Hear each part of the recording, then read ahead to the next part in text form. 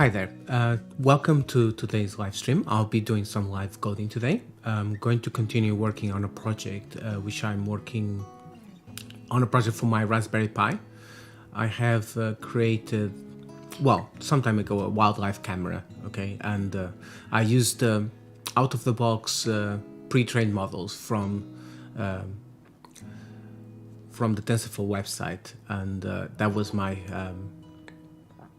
that's the first version I work with, right? So I downloaded those pre-trained models, and I found out that in my own back garden, right, the actual detection didn't work very well.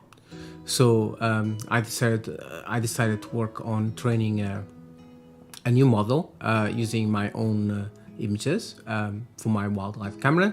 So I'm actually working on an image classification model. And for now, I'm only trying to detect three types of objects. Well, three types of animals, actually. So birds, foxes, and cats, which are more or less representative of 99% of the wildlife I get in my garden. For those of you who have bears, you could also easily extend this notebook that I'm going to that I've been working on to include any types of animals you might have. Okay, so that's the project. Okay, you have a lot more details, of course, on this. I have a few videos about my wildlife cameras, so I invite you to have a look at my channel and see what I've been up to. In my last stream, right, on this project, I came across, well, on my last stream, I converted the TensorFlow model that I already trained using transfer learning. I converted it to TensorFlow Lite, and I obtained more or less some expected results. So my original model was trained, and the accuracy was 95%. That's how I trained it, right? That up to that point of 95% accuracy, which is not too bad. And the TensorFlow Lite model that resulted from the conversion of my model to that. It was about 90% accurate. Okay, so it's not too bad. But then I added a test data set, and I found out this is a test data set I added was independent from the training and validation data set. So the training and validation data set, they come from the same set of images, but using a TensorFlow function. Using a TensorFlow function, I basically split the images into validation and training. Okay, but it's always good to have a test data set, so you have an independent measurement of how well your model is doing. So I've also, so I gathered more data from my camera, and I came up with a test data set. And this is when, in the last stream, I had some really surprising results, because based on my training, I thought I was getting a model which was 95% accurate, because my assumption was the validation data set was independent from the training data set, because they are, well, they are, so the validation data set is not, are images that the model doesn't actually learn from directly. Okay, so when I added the test data set, I found out the accuracy dropped to like 35%, which is really low. And 35% is actually really bad, actually. Might as well not have it. So anyway, I had a little bit of, I did some investigation offline into the notebook, and it turns out that if I swap the validation dataset with the test dataset, I get slightly better results. Okay, so if I train with my test dataset, so if I make it my validation data set, the training actually works better. But I'll show you that later. Anyway, I found that I overfitted my model, because I thought, even though I thought the training data set was independent from the validation data set, it wasn't. And I think the reason is because I'm actually just taking images from a video, and a lot of the frames in the video are similar to each other, right? So you end up having with frames which are almost the same as, so even though you might think that your data is independent, it's not. So I overfitted the model, and I've So I have to fix that anyway. But before I can fix that, okay, that's only one of the problems, right? I think I also have another problem, which is I need to have more data. So I need to gather more data in order to have a better model. And the only way to do that is to get the camera capturing more wildlife again. So I intend to continue on this project, and I'm going to refactor my notebook so it's easier for me to do experiments. Until now, I've been just copy and pasting code. And I also realized I had another issue with that. The model itself wasn't training, it wasn't resetting properly. So I was training the same model over and over again in different experiments. So I thought they were independent, but they were not. So I need to fix that. And I also have to get rid of, unfortunately, I can't use Kaggle for now because Kaggle has a really annoying bug because it just basically shows you the same error message for like thousands of times, and it's very hard for me to actually debug the notebook when things are going wrong. So I want to swap to Google Colab. I'll have a bit of extra work because I need to download a Kaggle JSON key. This Kaggle JSON key will allow me to log in as myself in Google Colab for Kaggle. But I'll show you how that's done. It's actually crazy. All right, if we have more time, then we'll do, we'll discuss also the next steps, okay, for the Raspberry Pi implementation. Okay, let's get started with coding. So if you have any questions, feel free to ask. I'm always checking the chat.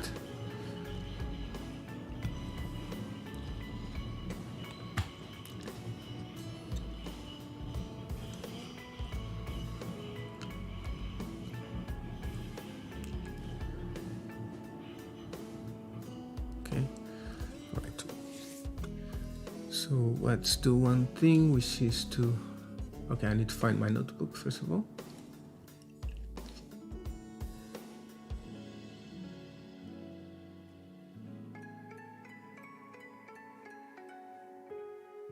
I'm going to be running this on Google Colab instead.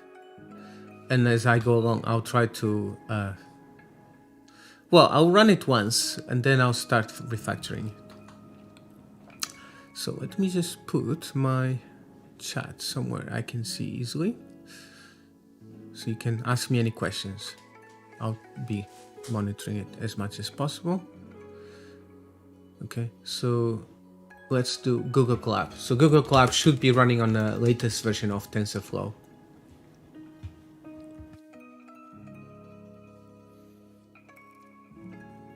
Right. Okay, so I'm going to start a new notebook.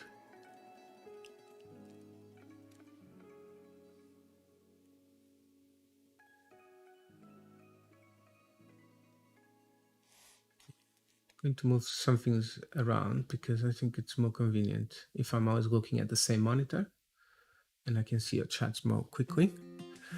Right. Okay, so let's do this. So the first thing I need to do, I need to install a Kaggle in the Google Colab notebook. Yeah. I'm going to copy all these cells so I don't lose all the comments and anything like that. I don't want to simply just copy and paste the whole notebook. I want to go step by step so I can already spot anything that I need to change. So go up. The disadvantage of using Google Colab is that I need to download I need to install Kaggle first of all, and second of all I need to generate a JSON key. I'll show you how that's done. Let's install Kaggle first.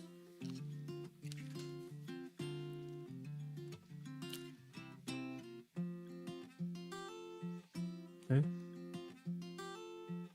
In the meantime, I could actually go and check something else, which is, so in order for you to use Kaggle, let me go open a separate tab so I don't lose this. So you need to go into the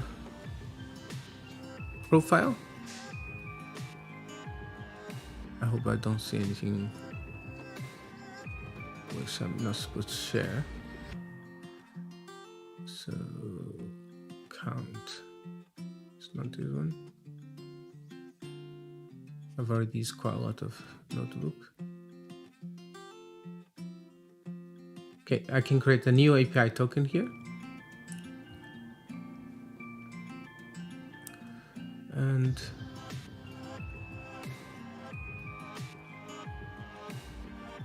I think I already downloaded that, so I can leave here. So what I'm going to do, I'm going to upload my, so there's a JSON file here, you can see here, kaggle.json. I probably had one already before. So if I go into files and then upload, it should be in downloads.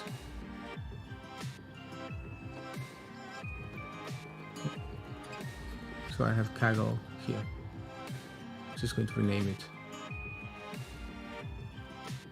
It will actually look for it inside the folder. I think .kaggle. New folder. Let's call it .kaggle. I think that's the name of the folder. Oh yeah, it's hidden now.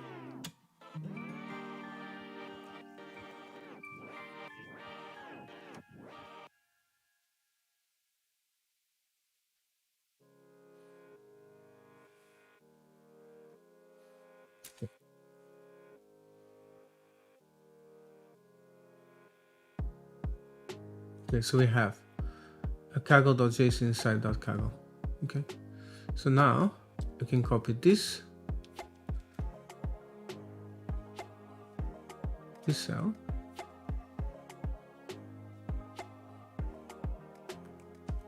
okay, and this should download the dataset.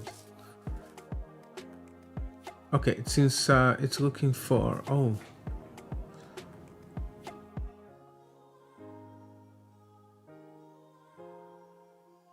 I for sure I don't have access to root, so I need to run this.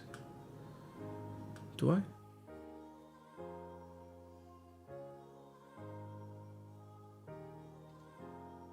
How do I pass? I need to check the Kaggle command.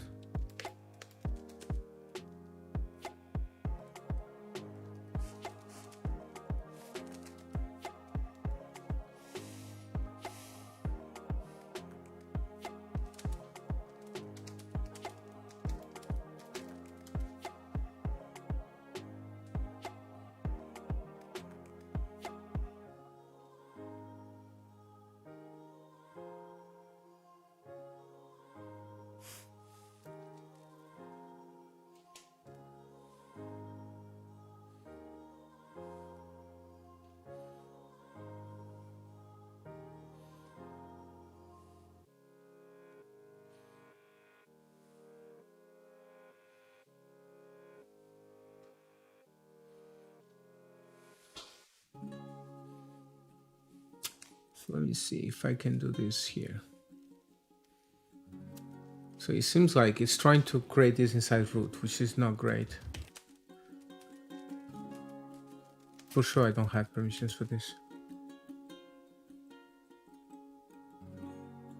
Huh? Oh, it does have something. So copy.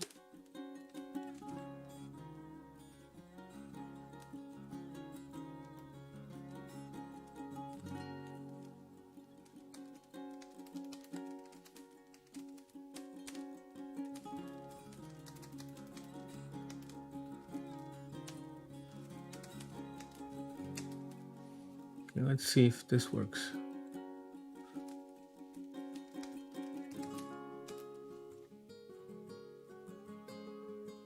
Well, it seems like I'm able to copy.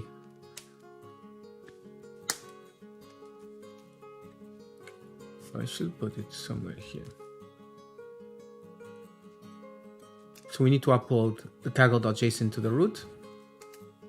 And then once you have that, you can copy it I'll comment it out here, but you can copy it to the folder that it's looking for. I'm sure there will be a parameter that allows us to also, I don't know, like to change the directory where it's looking for. But you know, this was working, so I just went with the easier option. Okay, so it's going to take some time to download, but it shouldn't be too long. So it's actually very quick. Okay, in the meantime, I can go and get the other cells. And let's see, I'm hoping it's like the latest version of Tensorflow if possible. Okay.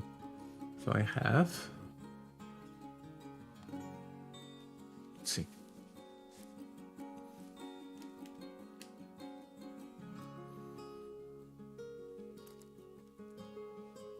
So I have downloaded. Okay, so I have version 2.8 of TensorFlow, which is not too bad. It's much better than the one in Kaggle. Okay, and I'm sure that it doesn't have that annoying bug. So I'm just going to copy this cell as well. And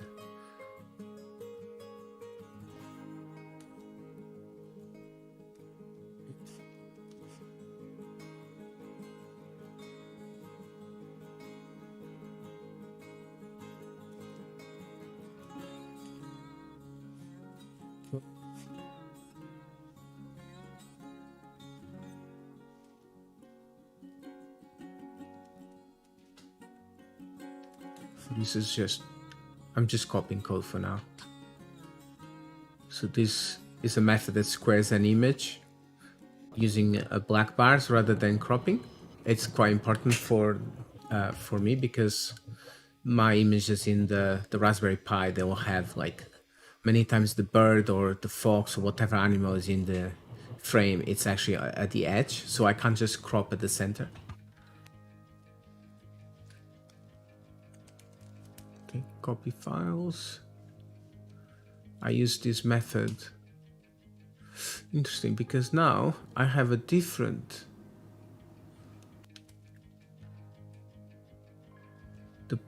okay, I need to think about something, which is my data is in a different location.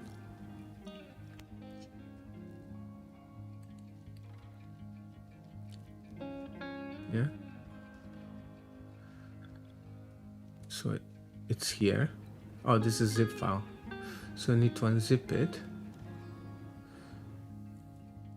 I'm going to have to do that.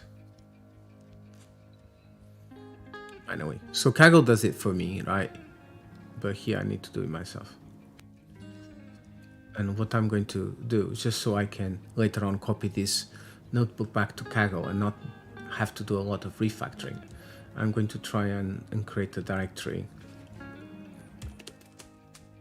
called Kaggle working. So output Kaggle working, input can be anything, but it also helps if I keep the same folder structure. So let's see my copy files. Okay, input. So Kaggle input and Kaggle working. Let me see if I can create something like Kaggle folder here. Oh, okay, -p. I think it gives me permissions to do anything almost, which is great.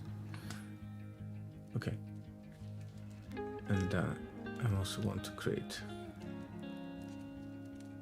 Kaggle working. Okay, so, and then I can just unzip. So unzip. So cd Kaggle input, and then unzip the folder or the file. So this one. Yeah.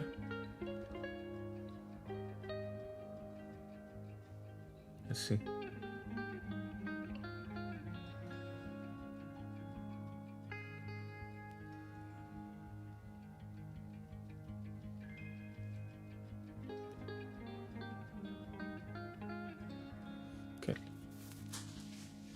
The only difference is that in Kaggle it also uses this folder. This is the name of the dataset, so I can also create a folder with the name of the dataset. So it becomes exactly the same. Okay.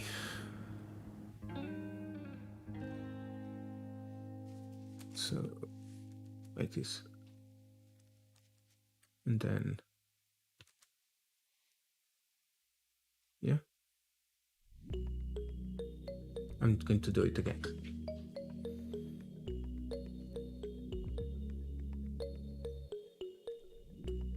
So it should be similar now.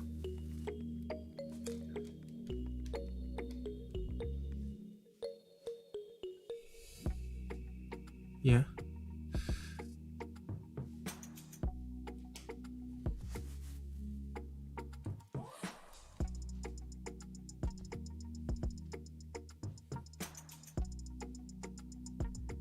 I think I'm going to delete just the other images.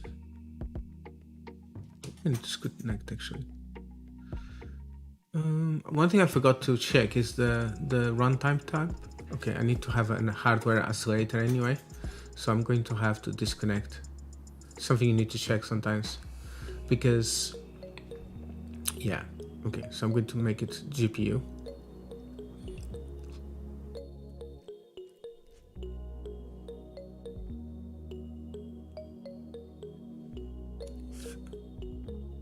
So save it. I'm going to disconnect, so I have to actually run the cells again. So I'm going to upload my Kaggle file. I'm going to rename the file so it doesn't have this ugly file extension. And now I'll just install Kaggle again.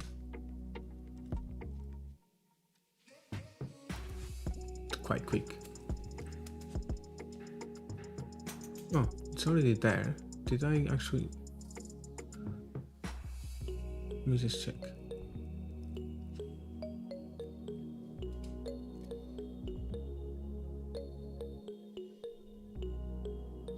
Need to terminate this one.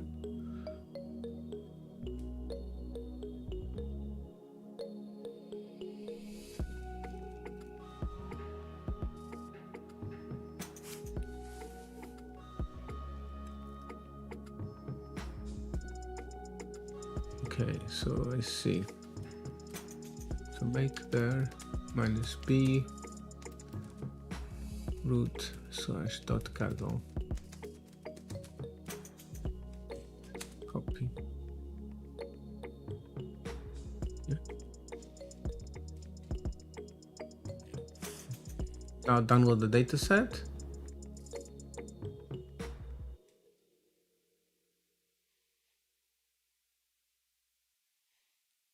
Next thing I'm going to do, I'm going to extract it and copy the files to the correct folder.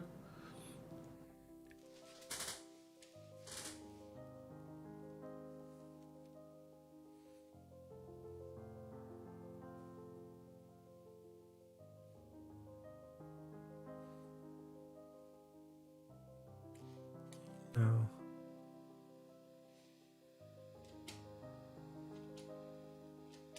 so I'm trying to make sure that all the file paths are the same as you would also get on Kaggle, so that later I can copy this notebook again to Kaggle. Let me just give it a name.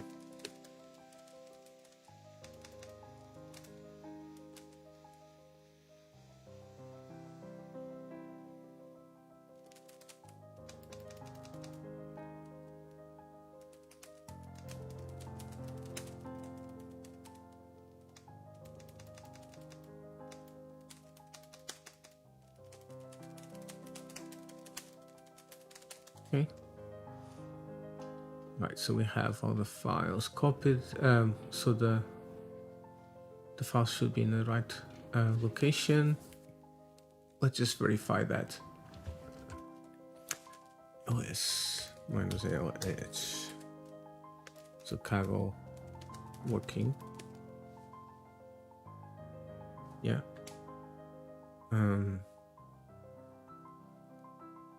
Actually, not what I expected. No, input. So input should have something there. Okay. And then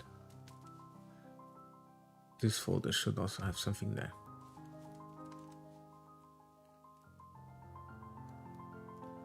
So we have the data set. So you should have the same file structure.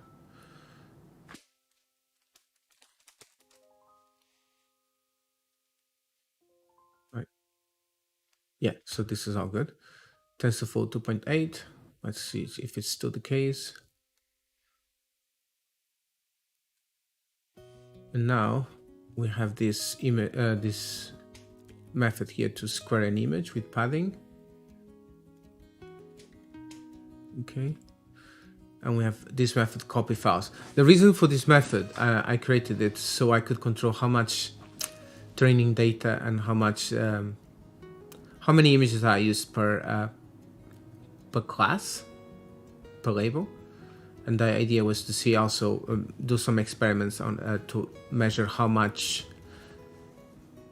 the quantity of data that we have available for training influences the results. Okay, so we have that method there. So let's copy more. So now we can copy these methods here.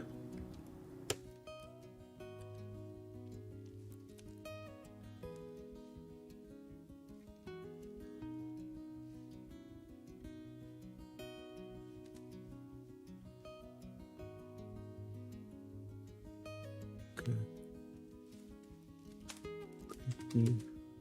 The images. Oh, we don't just copy the images to the correct folders. We also resize the images to something which the model already expects, and we also square the images with the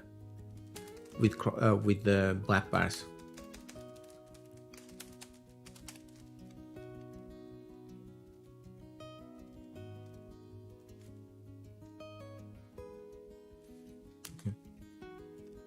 For now, I just put a summary there. I can make it more. Okay, so copy files is not defined because I didn't run this cell. So let's just run this. Okay. I was expecting more time to run this. Oh, because what's going on? Oh, okay, so it's going to the wrong place. So I should put absolute directory paths here, so it's most safe. So Kaggle.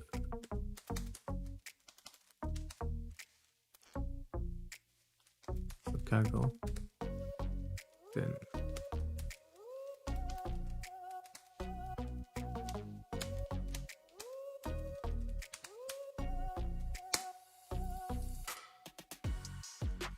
so we have now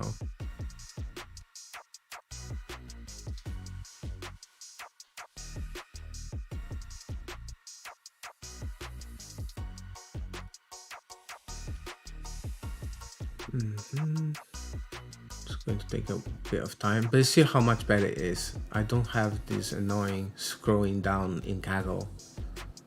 You know, I can just go. But what? And it's much better, no doubt. And it's completely free, which is amazing. For what I'm doing is more than enough. I could also use my own computer. I have a deep learning PC, but I'm actually using the GPU for NVIDIA broadcast, which allows me to have, like, for example, you can hear my voice and you shouldn't hear a lot of background noise. Yeah, it filters that out and also allows me to use, for example, I'm not using a green screen and you can, so which is quite convenient. I have a green screen, but it's a big hassle to set up. Right. So while I'm using all those capabilities, it's not that easy to actually use the GPU at the same time. I'm planning to buy a new GPU.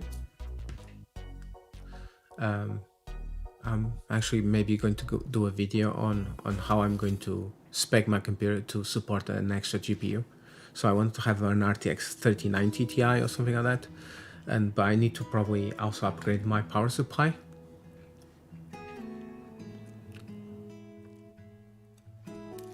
Okay, so let's see. Okay, so I've finished running the copy files, and let's count. There is a image class that I'm not using yet, which I already collected some data. I created an extra image class to capture when something's empty in my garden. So there's nothing in my garden, I kind of capture that information as well. So I gathered the data set for that, but I'm not sure whether it's actually useful or not. I don't know why I have this twice. So let's delete this. I don't need this class for now. That's why I have a delete for now. Okay, and now there's this cell is going to help me see how many images I have for each class. Okay.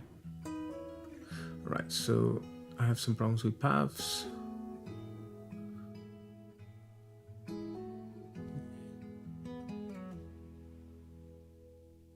Oh, I have some problems in my, oh, let's see. My copy files is wrong. But I'm going to fix that problem for now with just a simple Unix command.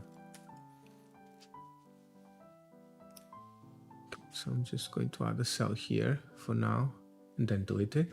So copy, okay, move, Kaggle, working, no, Kaggle, it should be only PNGs. Kaggle, working. Oh no, it's even easier. So this is actually much easier than I thought. Dataset reduced to Kaggle, working. So now this statement should work. Okay, so we have, oh, we still have the empty class, but that's probably because I had things in a different location. Okay, the path. It was the path that was wrong. So now it's correct. So we only have birds, cats, and foxes.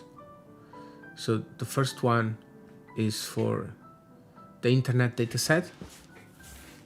The second one is for the garden dataset, which is from my own Raspberry Pi camera. And then the third one is also from my camera, but it's a test dataset. So it is independent, completely independent from the first two.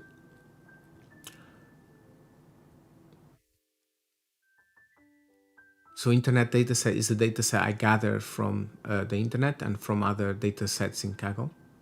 That's why it's called like that. So an interesting experiment I want to do is just change the datasets across, swap them around, maybe change the number of images per class. Right now it's defaulting to this limit, as you see, but some of the classes that have more images, so I could try and use as much as possible, and we can see how it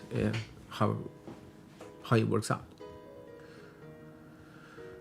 Okay, so next cell, this one.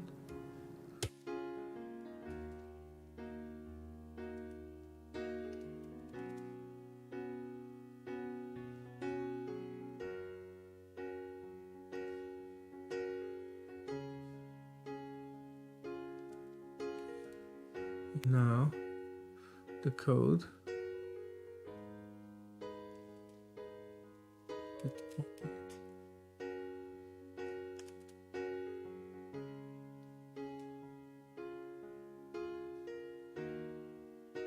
To make sure all the paths are absolute. Kaggle, working.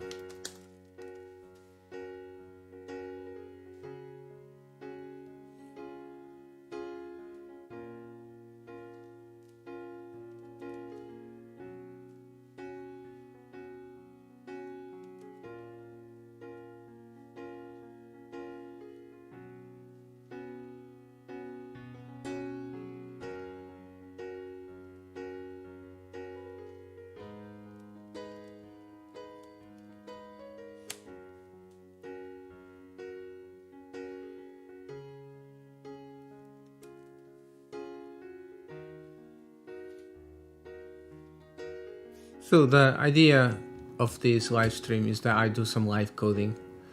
I'm actually doing all of this for a video I wanted to release at some point in the future with the, but it's a lot of work, right? So I'm doing this live stream, so I record all my progress, and then later on, maybe I can repurpose some of the videos I've recorded, and yeah.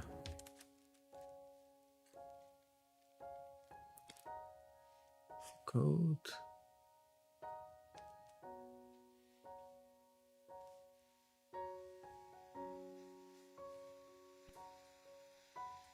Ooh, what happened there? That's a cat, but I wasn't expecting this cat. It's not good. Sometimes you get like data like this, and it's not exactly interesting.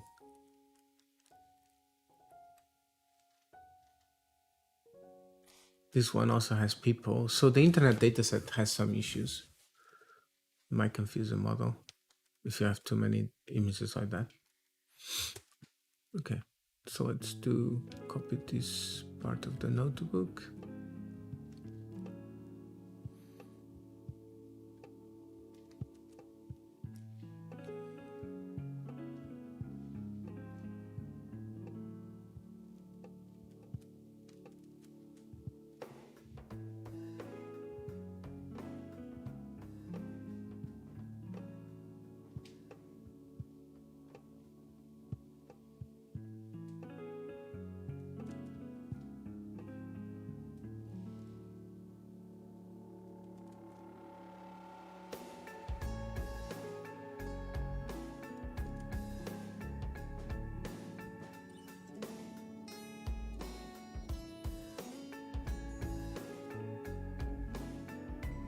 So I'm just copy and pasting code from Keras to Google Colab because there's a problem with Google Colab. It has a bug in TensorFlow. So I'm just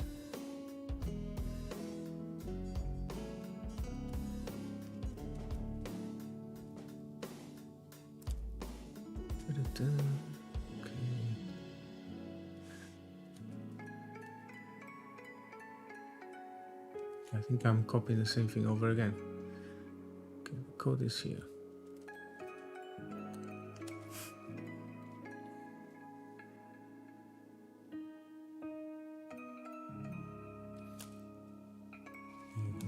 Nice to see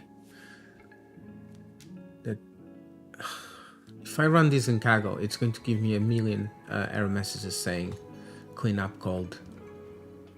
But here, it's much cleaner. So we're using matplotlib to just have a look at our dataset and see what images we have available. Yeah, you can see. So the label is here, it's a bit tiny. Fox. It's basically saying this is the ground truth. Yeah, so the label, and then this is the image. Okay, so now let's go to the next cell.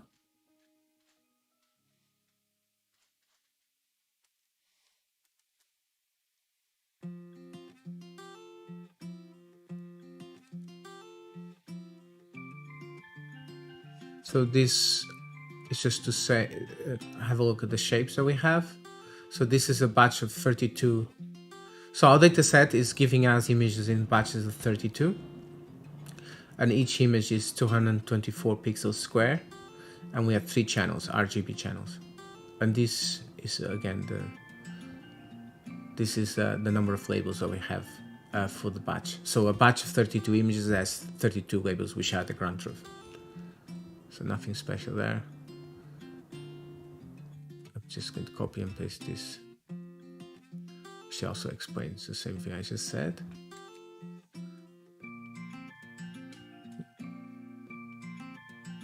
Now, just copy this one. Text.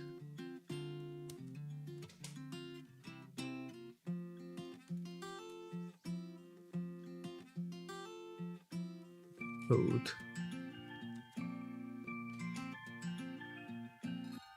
So for now, the first experiment is actually to try and use the internet dataset. Need to fix the paths as well.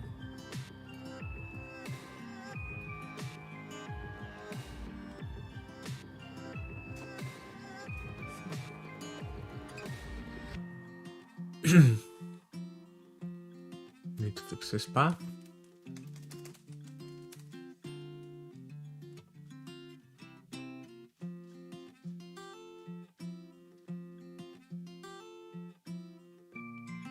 No such file. Okay, now it should work. Oh, source.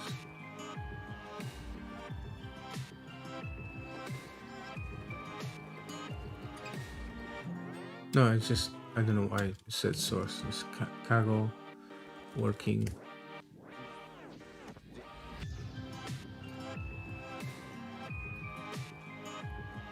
Let's try and run this again. So we have 1,475 images, and we are using 1,180 images for training, and the classes we have is bird, cat, and fox. Okay, now second one is the validation data set.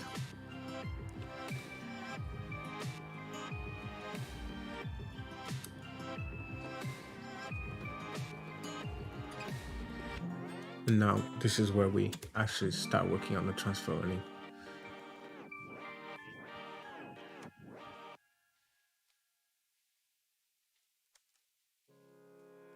Later I'm going to refactor all of this anyway. So for now, I have some imports here. Probably want to keep that into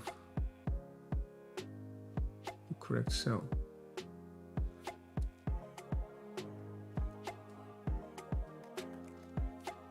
Don't see why I need two separate cells for that, so I'm going to keep them in the same cell.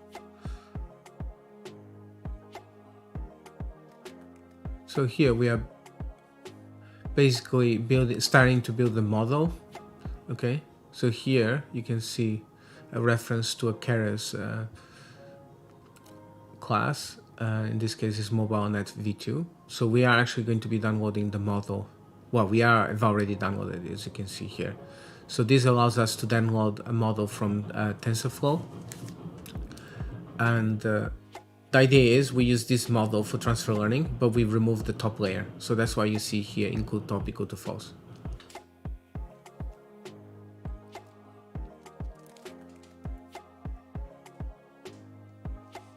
Now this one.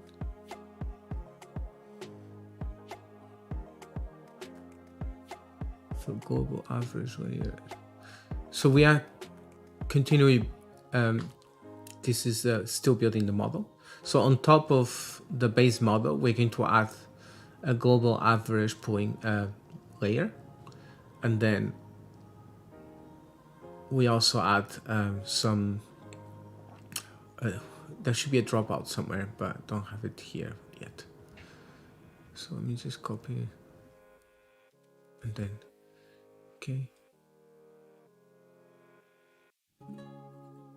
You can see that after we apply the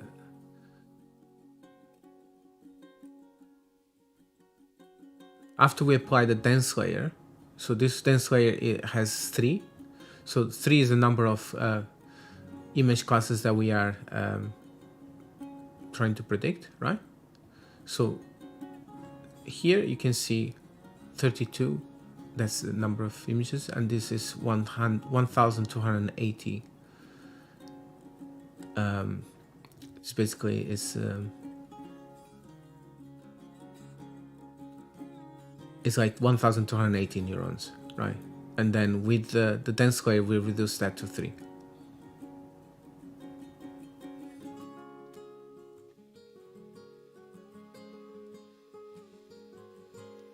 So now let's do the. So here, this is where we are compiling the model, specifying the learning rate, the optimizer, we're using Adam, and we also specifying our loss because we're using, we need to detect more than one category. In fact, we have 3, right? So we use sparse categorical entropy, so sparse categorical cross entropy. Okay, and we specify here from logit is equal to true. Okay, now let's go to the next section. I haven't run this, have I?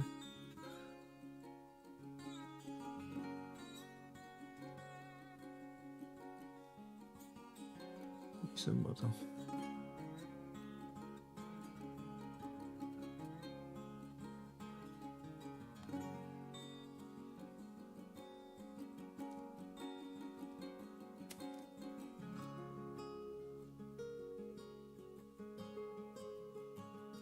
So I think I forgot to copy this cell.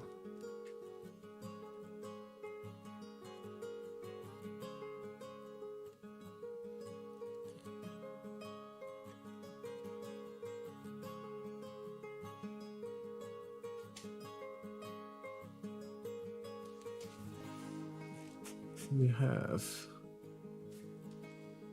base learning.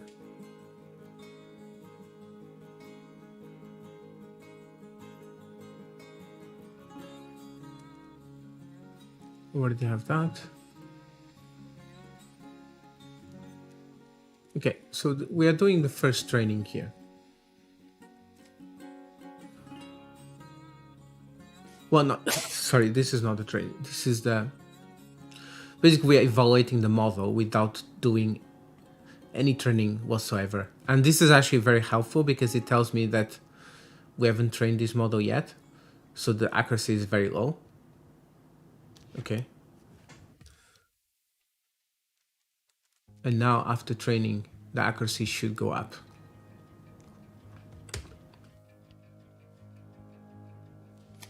And what I'm going to do here, I'm going to stop copying everything. I'm going to actually refactor this into a method that we can reuse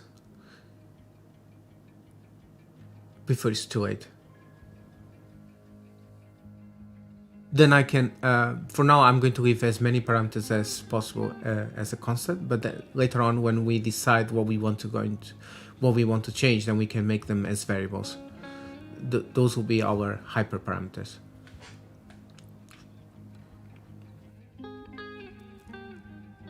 Okay. You can see here some predictions.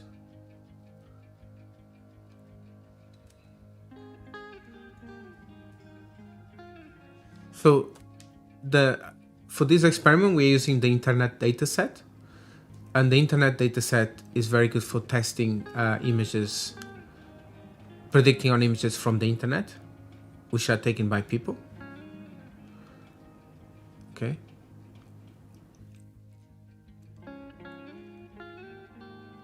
You can see all the predictions here, they look right. Bird, cat, cat, cat, sorry, bird. So everything seems okay.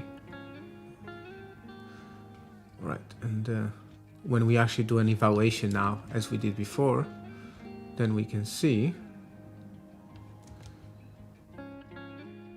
that this model is much better. So now it's, when actually using the internet dataset for validation, we get an accuracy of 0.98, right? Okay. So let's do some refactoring now, because we've kind of, we have some really useful code here. Okay, I need to copy this into a single method.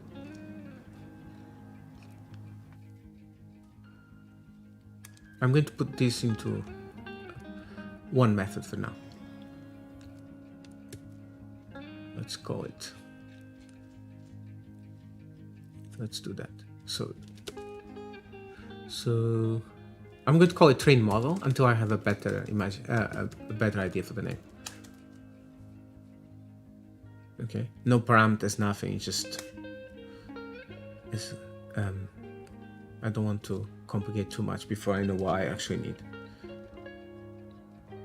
So this is augmentation section, which we can, for now it's going to be a fixed augmentation. I'm not going to vary it. The pre-processing is the same for everything because we are going to be using transfer learning on top of the MobileNet v2. The MobileNet v2 requires us to normalize the images, and it's not a simple division by 255. In this case, we need to make the pixel values go from 0 to 255 to, instead of that, it needs to be between -1 and 1. Okay, and this is what this method already does for us. Okay. So I'm just going to dump all this code into a method. Okay.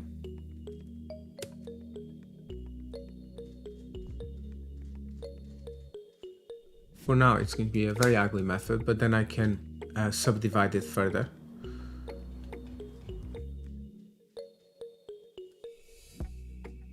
Into reusable methods. I think this one now.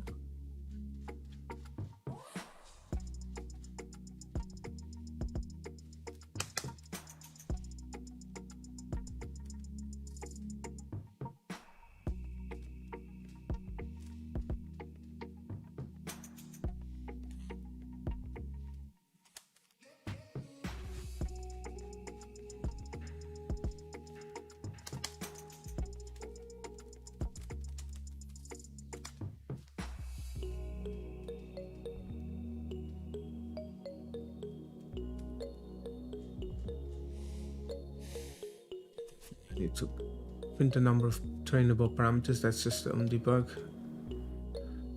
I think this is helpful before training and after training, so I can also use this as a way to figure out if I have made a mistake. I don't want to have one experiment affect another experiment and so forth, right? So this I'm going to put here a print statement. Evaluate model before training to ensure that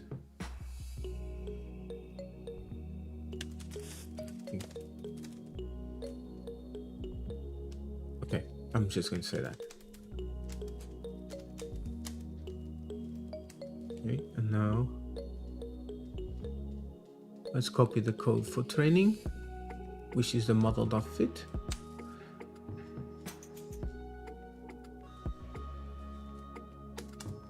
Okay, this is training.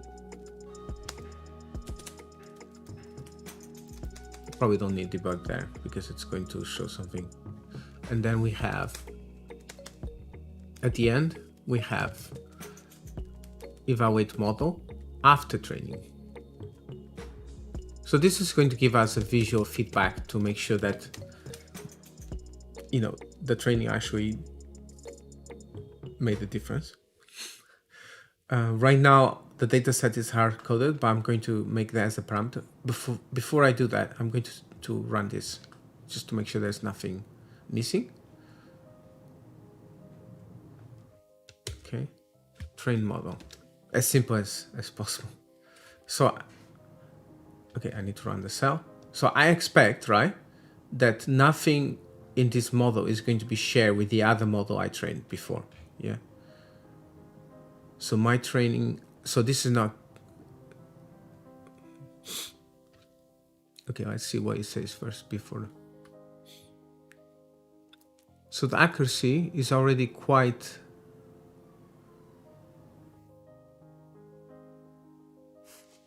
well, it's already training. So it didn't print anything. Oh. Okay, I need to add some debug here.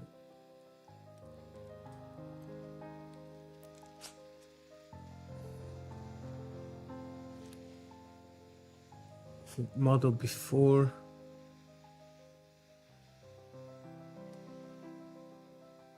Oh, okay, because here it didn't, it kind of gave me like a some output, but it's hard to tell. Oh, this is the one. Yeah. So before training it was 0.4 and after training is 0.98. And I was just, well, I want to compare with what it was before as well. It should be similar. Yeah, no, it's actually 0.1864. That's a bit strange. That's why I'm just double checking, because I have a suspicion that there are like some global variables defined somewhere, because the model should start from more or less the same place where it started before. So I'm going to, okay, let me just fix this. Okay, training model.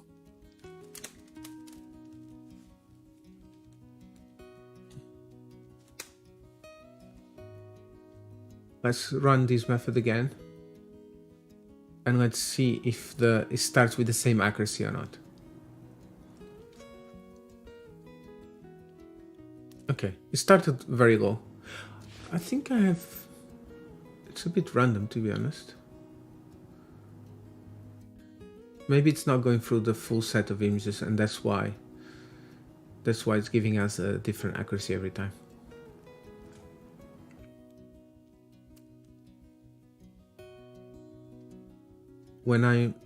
In this case, for the evaluation, we are passing in the internet dataset for validation.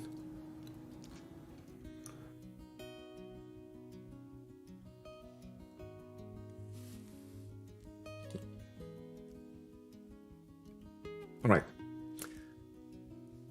Should be almost finished.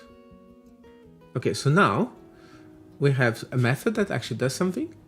It's a very long method, obviously, but let's start extracting some variables here. For example, okay, these ones I'm going to leave it for now because they never change. For now, I don't care.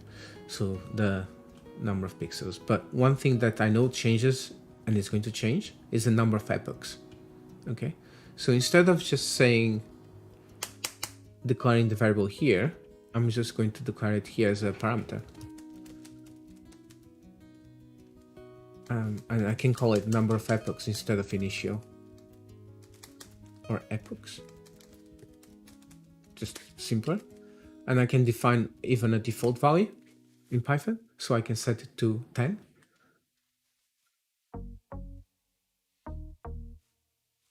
You can just override it here, for example. And I need to change this, of course.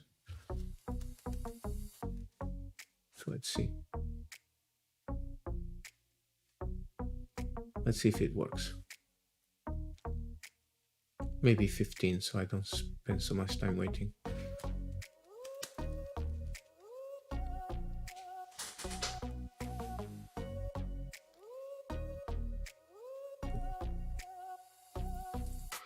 Okay, it's taking the parameter now.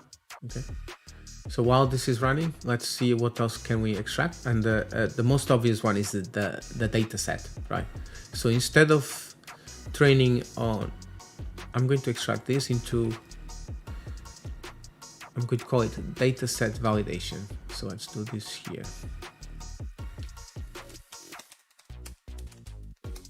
Yeah.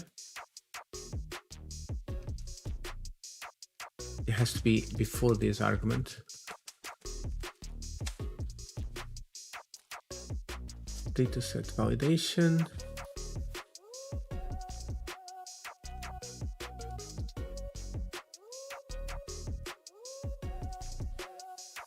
I can replace all the datasets for validation. Okay. Now also have to replace the dataset for training.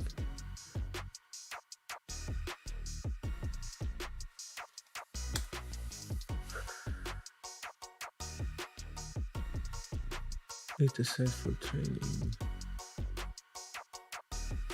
Yeah. So dataset train. Yeah. So here I pass in the parameter.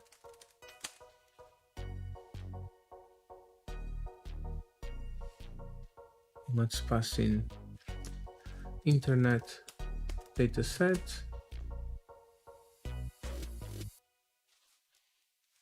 for train and internet dataset for val, and then the number of epochs.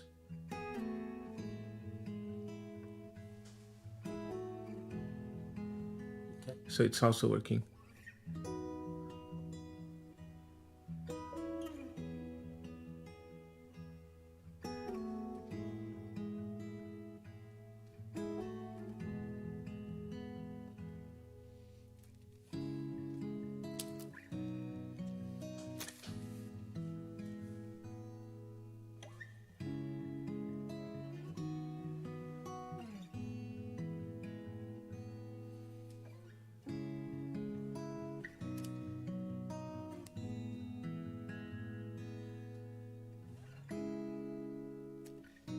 So we have done that, and then I can actually add more parameters to this. Like for example, the dropout, I can vary the dropout. Right now it's fixed to 0.2. Let's maybe call it so dropout, because this is actually useful, this parameter, for regularization. So if I want to prevent my my model from overfitting, I can change the dropout.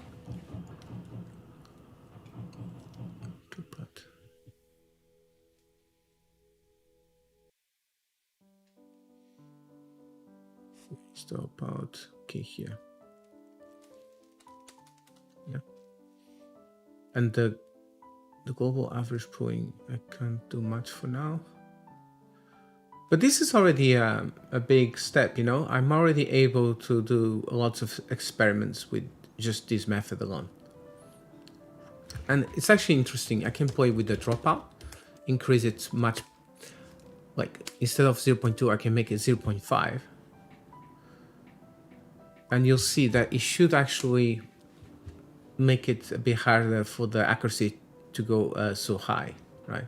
So I'm expecting to see, in the same number of epochs, I'm expecting to see lower accuracy.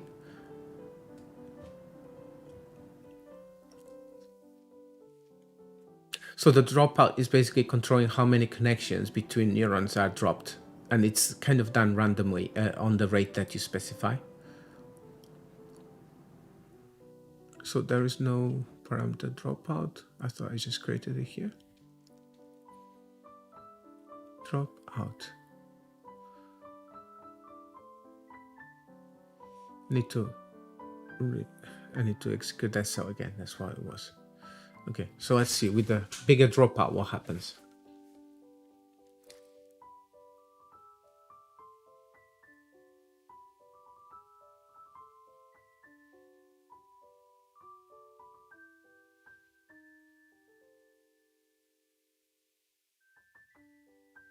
And this is really good. Now I can do experiments.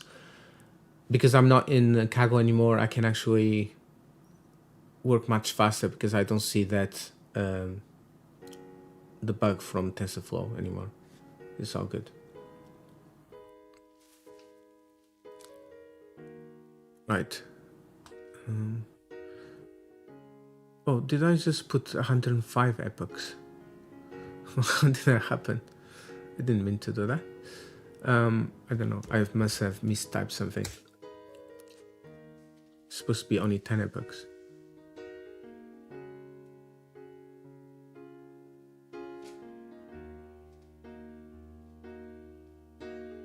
Okay, training again.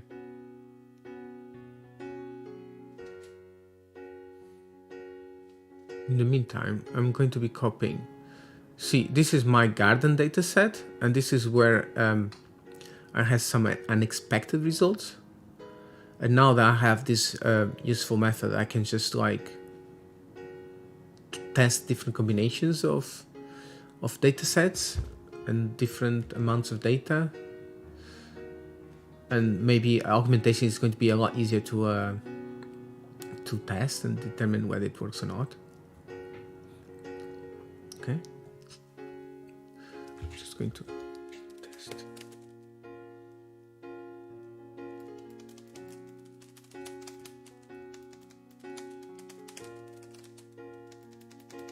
Using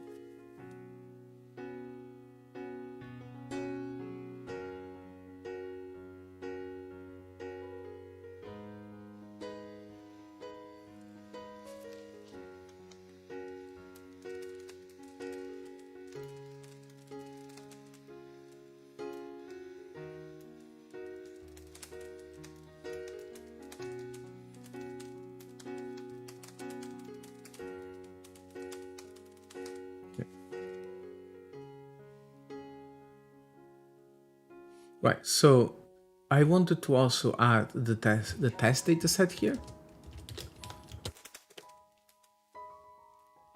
Okay, it's another parameter. And this is going to be useful to determine something really important. I can swap around the data. Anyway, with the test data set, okay, it's always good to have a measurement of the, you know, what I'm doing here is actually a bit redundant because I'm using the data set for validation to evaluate the model, which was trained using a training data set and a data set for validation, which is the same data set, right? So this is actually going to give me the same number more or less as you get here, right? So it's not really useful, is it? So you can see here the accuracy. This is a validation accuracy because it's using the validation data set. It's going to be the same as what you got, what I got here. It's exactly the same actually, right? So that doesn't give me anything new. So the validation accuracy, we know it's 0.9831, okay?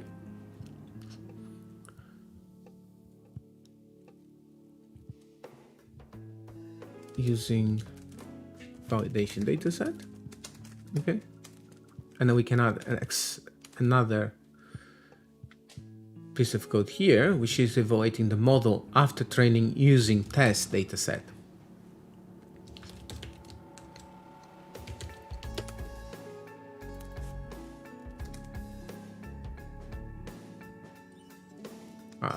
I want to maybe continue the naming convention since I started with that, like dataset test. Then I add another. Okay, let's do this. So test. Okay. So I need to create this dataset first. So I might as well copy it from here.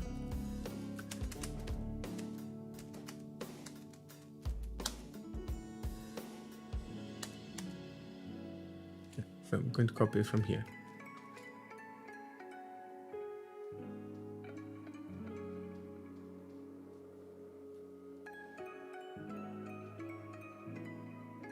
We have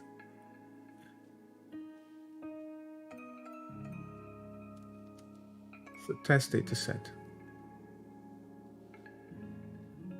Okay, so we have quite a lot of things within test data set. Right. And you'll see something interesting. Okay.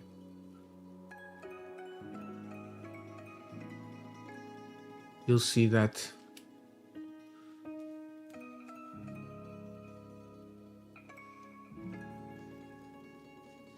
let's run this again.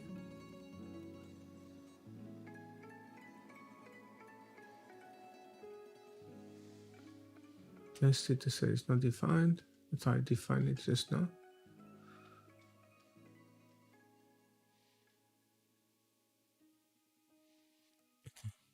I'm being consistent, of course.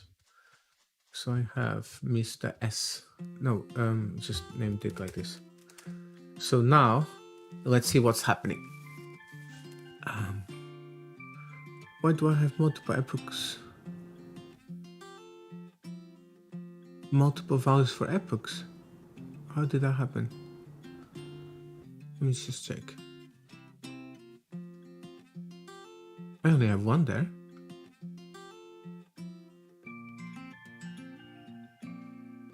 What is it trying to say?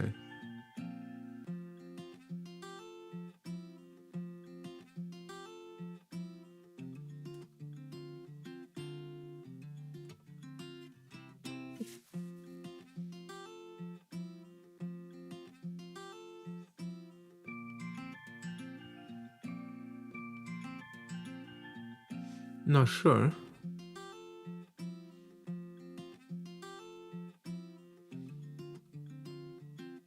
Test data set.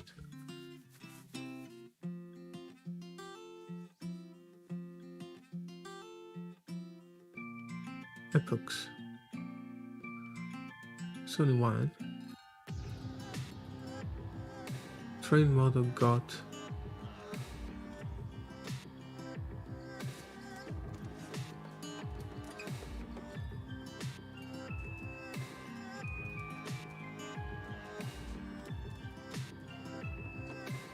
You know what? I'm probably safer to just call this n number of epochs, so there is no confusion with the other parameter. And let's see if it works now.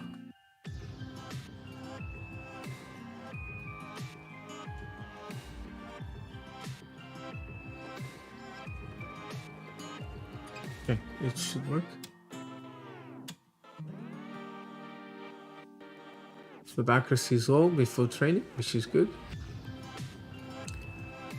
Now we train the model.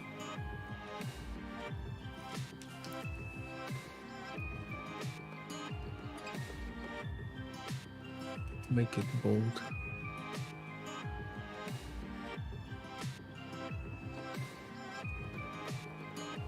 Sure, there is a way to do that in Google Colab. I'll figure out later. But you're going to see something interesting, and this is a problem that you might come across, right? Let's just, I'll let the training finish before I tell you what's going to happen. Okay. You see here, okay, the evaluation is of course low without training. That's what we want, okay? Then we train the model, and the accuracy goes all the way to 99. Validation accuracy, okay? It's great, right?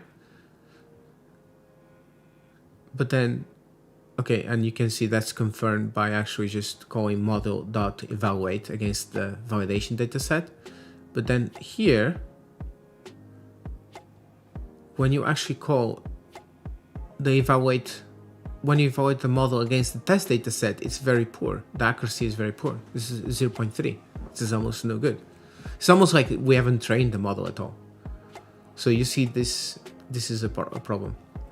Okay. So one of the things I tried to do before was to train the model with the internet dataset as the dataset that it learns from for training. Yeah.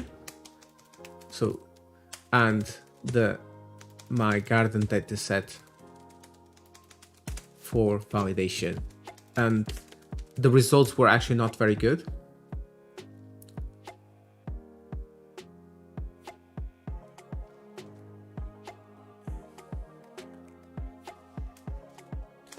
Let's make this a simple. Yeah. But before I think that's the next experiment, right? So the next experiment is I'm going to mix up the data sets. Okay. So instead of using internet dataset for training and validation, I'm going to pick another data set, but I need to actually initialize this first. I think I don't have it yet. So I'm going to add it here. And this is where I'm going to go back to my code from before, where I initialize my garden dataset.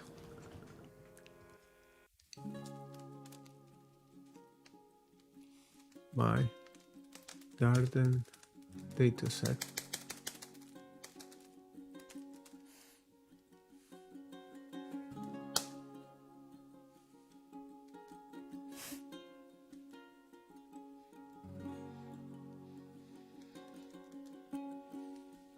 So we have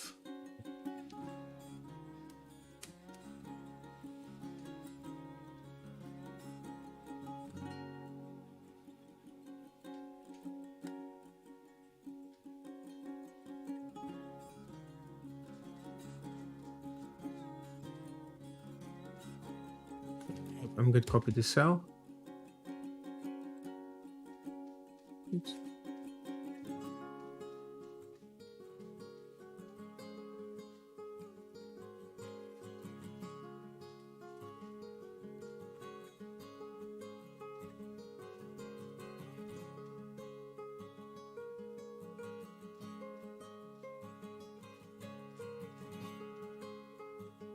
So we have here. Okay, so we have my garden dataset. Okay, so we're using the carriers method image dataset from directory. This actually is a very useful method. It kind of takes care of all the labels, uses the folder name as the label. It also shuffles, right? So we don't have everything in the same order. It's a random order. And then also allows us to get images by batch size, and the batch size is set to 32 by default. Well, at least that's the default value we are picking. Image size, we've already discussed that. And then there's a validation split here. You can see that we are using, from the same data set, we're using 80% of the images for the training and then 20% for the validation. Okay. So I'm going to load this. And now we can actually experiment something interesting, right? So let's try and swap. Instead of using the internet dataset for validation, let's try and use the garden dataset for validation.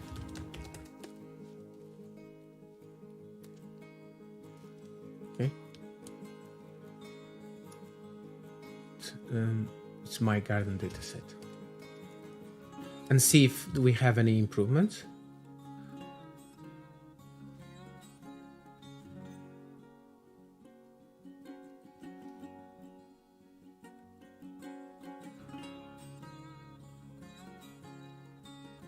Actually, I could also add some extra information here. I could add a plot for the loss and the accuracy, so we can see the training loss and the validation loss, and the accuracy and the training accuracy, and the validation accuracy.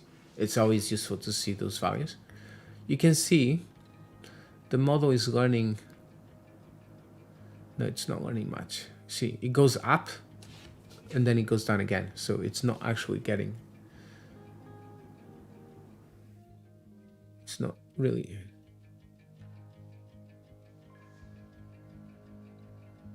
I think maybe there is not enough images for validation. You see, it's not enough, right? So it's not going. Let me just try and use this dataset train, because it has more images, and see if I increase the number of images as a validation dataset. If I add more images to the validation dataset, whether it makes any difference or not.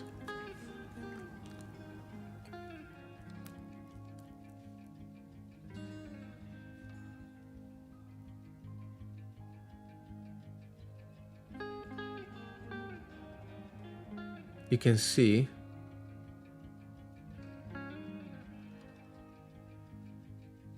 it's not going anywhere, right? It's going down.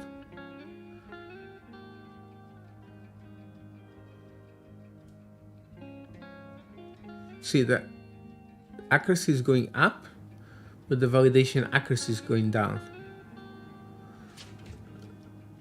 And I'm going to copy some code here to visualize this for us.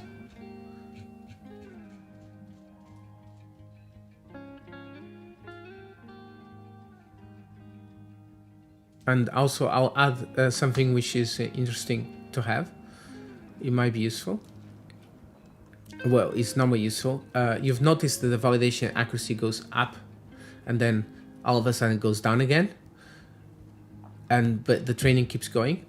at that stage, when the validation accuracy suddenly drops, you normally want to stop. And there is something in TensorFlow that allows you to do allows you to basically do early stopping. And I can add that as a parameter, so we can. I'll just copy that code first, and then we'll continue. I'll show you also the graphs that you can see the validation loss and the training loss. So early stop.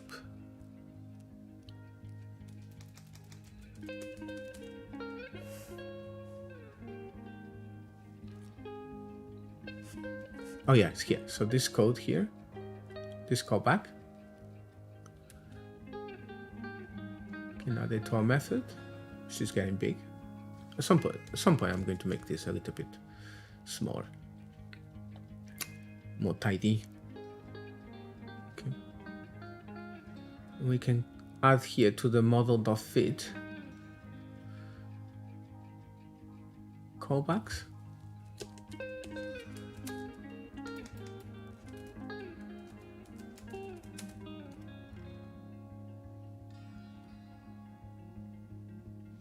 Yeah. I'm just thinking, I'm going to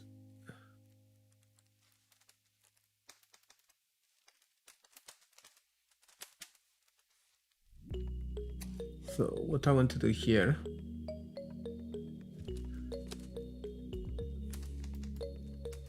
I'm going to add another flag, early stopping equal to false. Okay, I don't have to specify this in my method, it defaults to false. Okay, and if I have early stopping, so if early stopping, I'm going to add a callback. Yeah, and you saw just now I made a reference to a variable name called tf callbacks. Okay, and now what I'm going to do, I'm just going to do a tf.append callback. Okay. So if I specify early stopping equal to true, then I'm going to add this callback to the model.fit method, and this will allow me to stop the training if the loss suddenly goes down. You can see, right, we're monitoring the loss, and patience is probably the level of how quickly it. I can check, but you know, it should be a tolerance level, so it doesn't straight away go down, stop basically, because it can be annoying a bit. So patience says here, okay, this is basically saying how many epochs am I going to tolerate that the validation hasn't gone up before I stop training. So it's 3 epochs. Okay. So if I go back to this code, so now I have model.fit with the callbacks. Let me try again without making any change so that I can see it works as normal.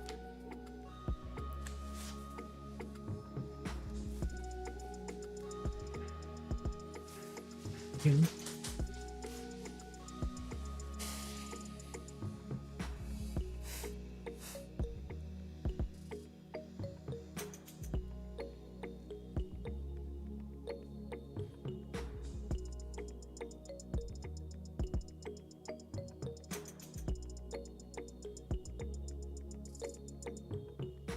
You see,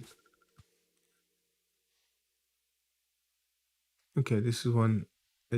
This one has no problems. Anyway,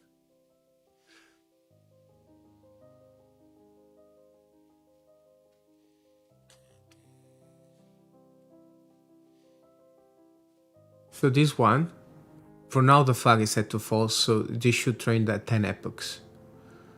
But when I change the flag again to true, then it will stop. It should stop after 3 epochs without any improvements. you can see it actually starts strong, right? And it keeps going down.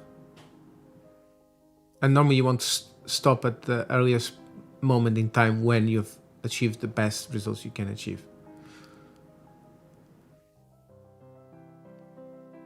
So here we're using our internet dataset for training, my garden dataset for validation. Okay, ignore the name. But the first argument is the dataset we're going to use for training. The second argument is the dataset we're going to use for validation. And then the third argument is the dataset we're going to be using for testing.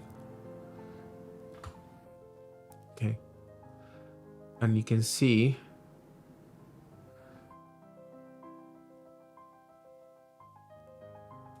you see it didn't stop. It should have stopped somewhere here or here. Yeah. So let's now add the flag early stopping equal to true.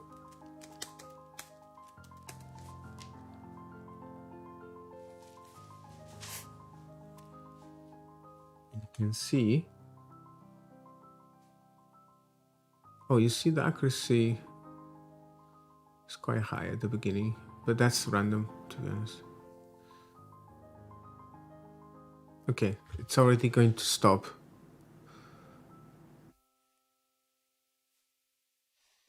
When you're using a GPU for training, you'll notice that things are not deterministic. It can be a bit random. It's by design. So this is really horrible results now, and I'm not sure why it's not stopping yet. Okay, it did improve, to be fair.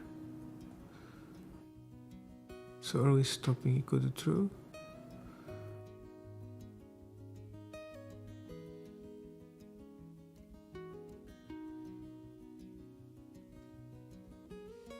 Okay, it didn't stop.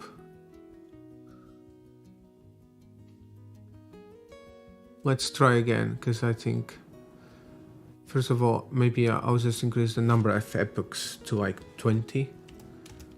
And I'm hoping this stops before 20 epochs.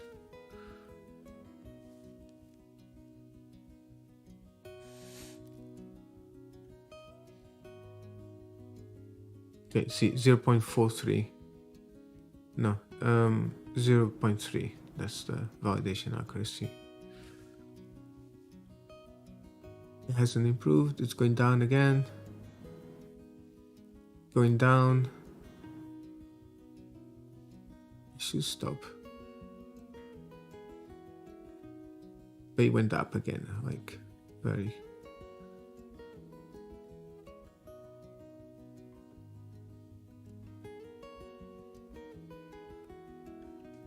You see, we have very little data. We are trying to do a lot of training as well. That's not normally a good thing. So the less training data you have, the less training you should do as less training as possible. Okay, but it doesn't look like this early stopping is working. I wonder if I forgot to run this method. I think that's what happened. I didn't run this. Okay, that's good. I'm testing this. Okay, because it's working exactly the same as before, so it must be because I forgot to run the cell itself. And there is an error. No? Okay, let's try again. So it should stop.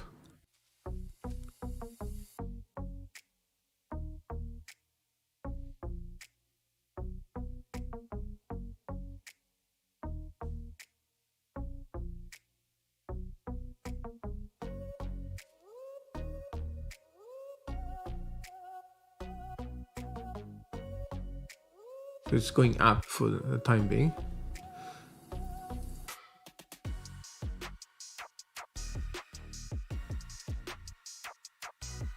Going down.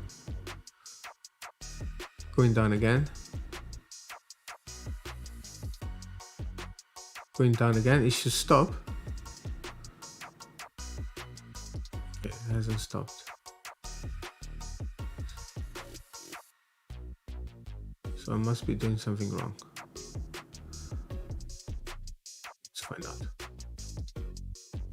callbacks.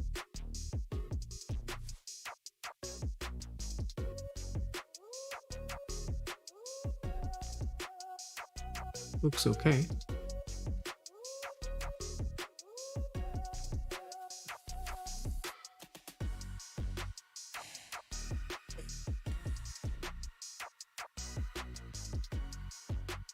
It's not working, obviously. What did I do wrong? So model.fit.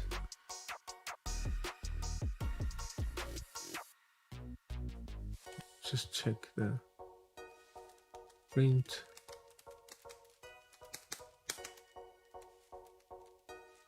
Fallbacks equal to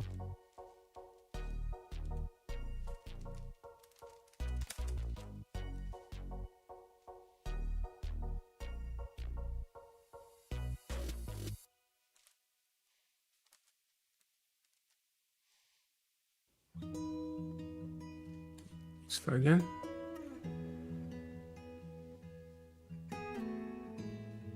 It's interesting that the test dataset does better than the validation dataset in this case.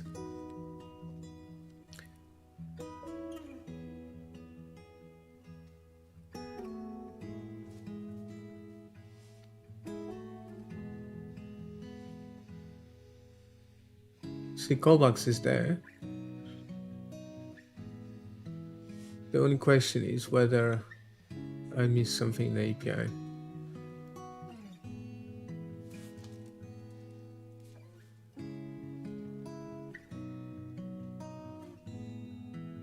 So model.fit. I think I'm doing it correctly.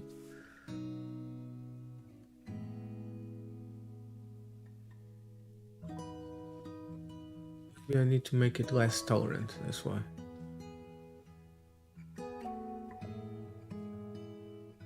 Should have stopped.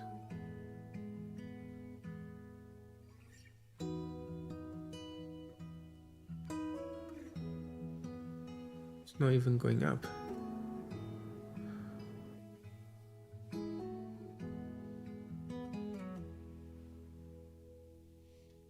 Let's try again, see what I've missed. Callbacks is here.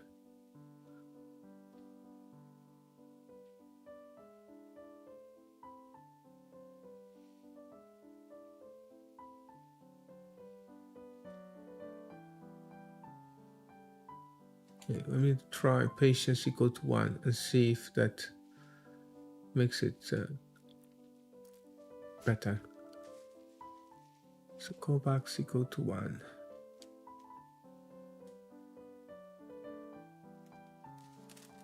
Callbacks.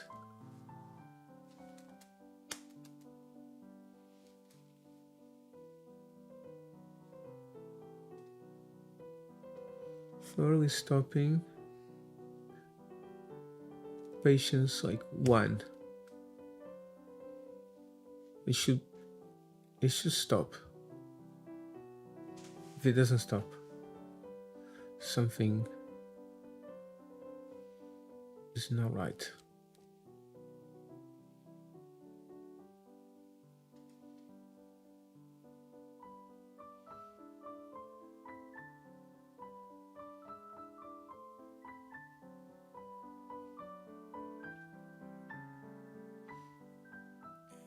I think I know what it is, maybe. Just look at the code.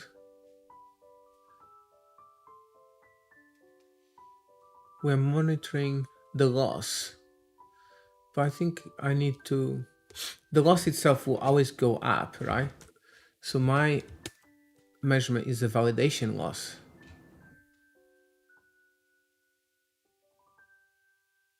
So I don't want the validation loss to go down.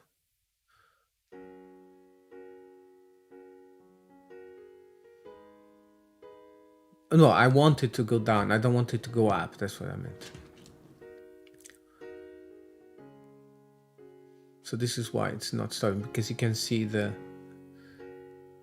actual loss goes down as you would expect. but that's no good for us. So let's try to run this again. And I've changed, instead of monitoring the loss itself, I'm monitoring the validation loss. And now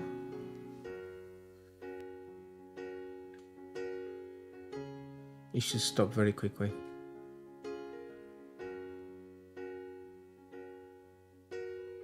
So validation accuracy. See, it's going down still. As soon as it goes up again, it will stop.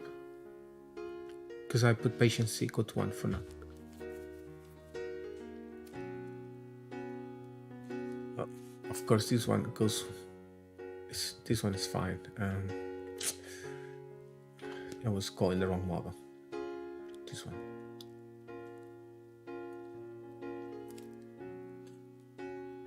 This one here. So this one should stop very quickly.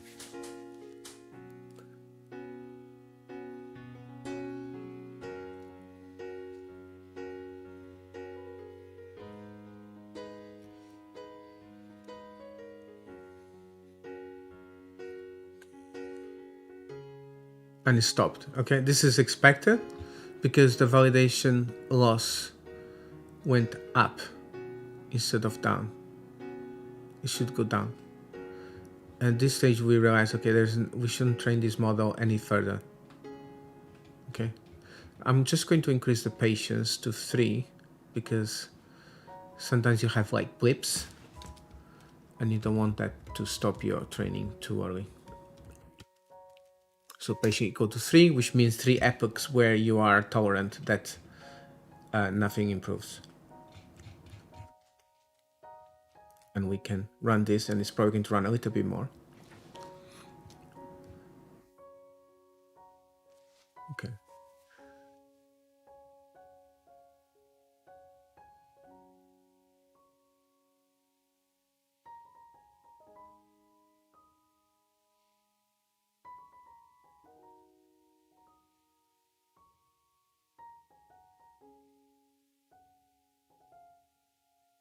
You can see validation loss went up.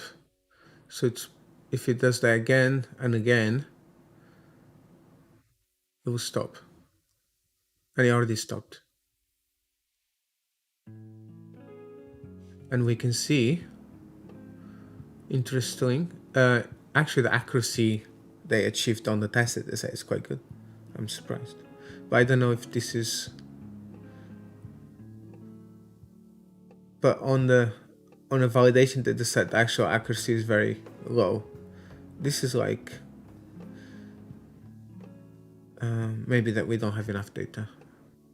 Anyway, now we have a way to determine, first of all, to train our model, stop the training at the point where we know the results are not going to get any better, right? So we prevent from overfitting our model too much, or yeah. Okay, another thing I wanted to add some code to actually just draw the losses and the accuracy graphs, which are useful to use as a way to visually determine whether something is wrong with our training. You see why I gave up on Kaggle, because of this error message. Okay, I want to have this as well, so I'm going to copy and paste. At this point, I'm actually going to put this into a separate method, so I don't end up with a huge method. So definition, draw, and loss graphs. Okay. So I'm going to pass in as argument a history. And I think that's enough actually. And the number of epochs is something that it should be as a, I don't know why it should be in a history, right?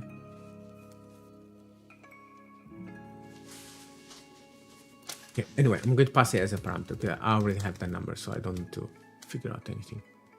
Number of epochs.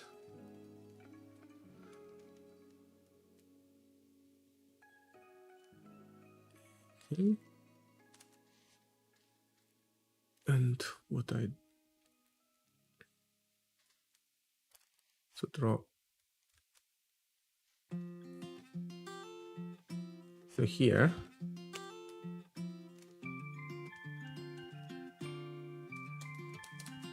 as an extra goodie, I can just pass in the history and the number of epochs.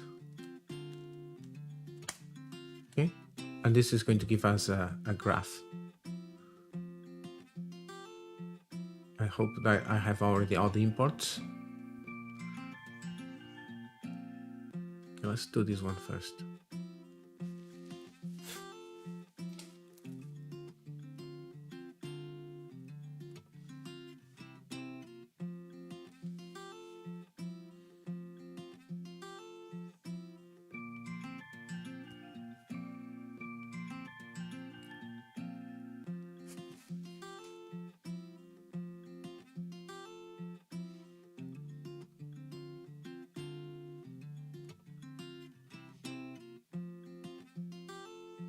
I think one of the problems I really have is not so much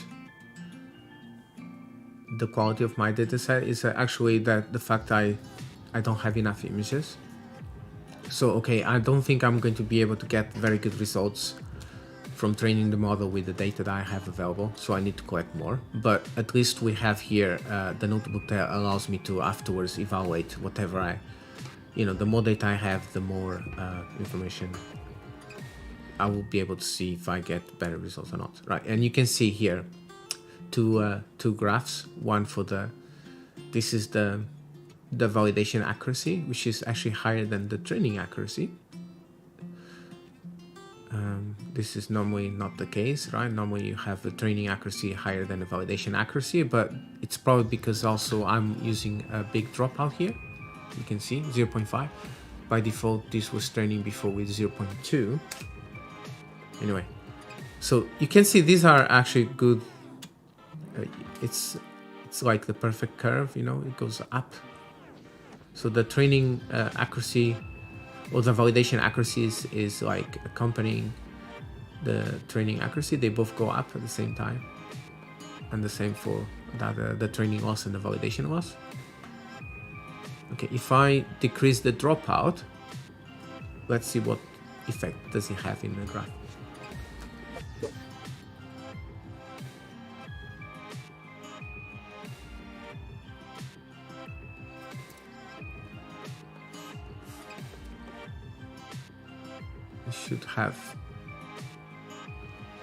We should see some differences.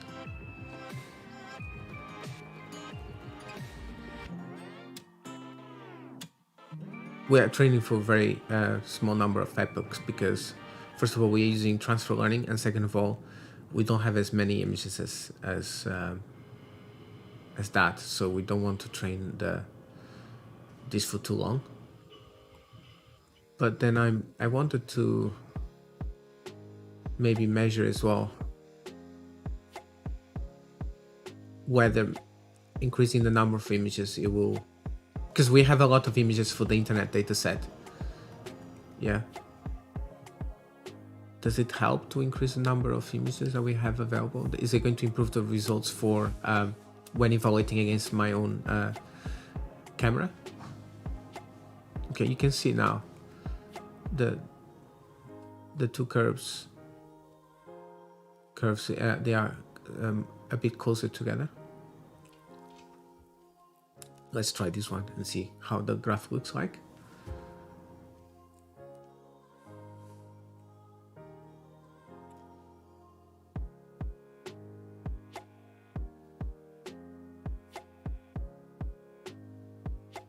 It's going to stop early, so it's not going to have that much information.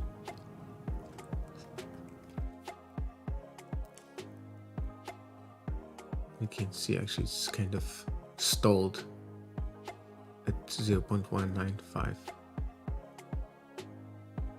Okay, interesting. Oh, because it didn't train for the number of epochs that I was expecting it to, and I hard-coded that number. Actually, that wasn't very helpful. So let's try and figure out one thing. I need to figure out one thing. So it's not here. So help for history. I should still have this in a variable. And I want to find out if there is a variable for the epochs.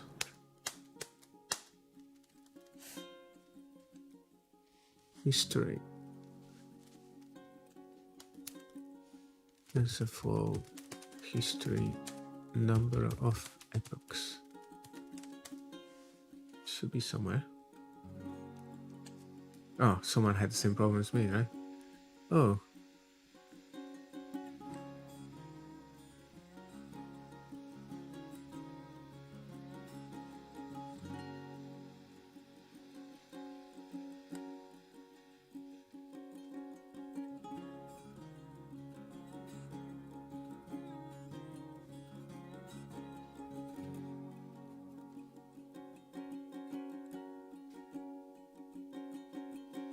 Use early stopping dot stop epoch. Let's see.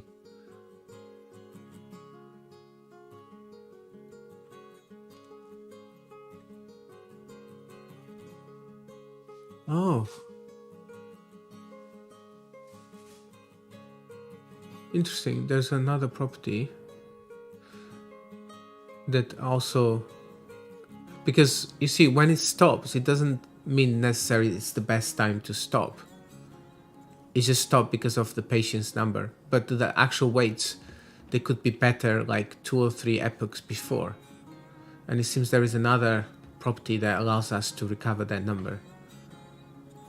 And I think I want to see how to use that. So early stopping, okay, it's here. So I can pass it in. I'm going to do that, actually.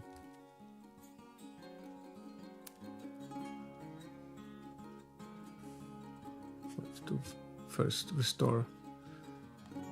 So I'm going to change the method. And here, restore best weights equal to true. And then for the number of epochs, I'm going to use that early stopping dot stopped epoch.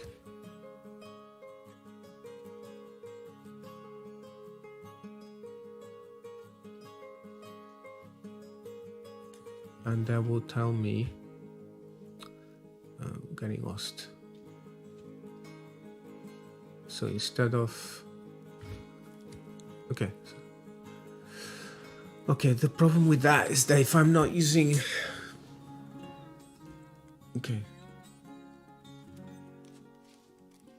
So if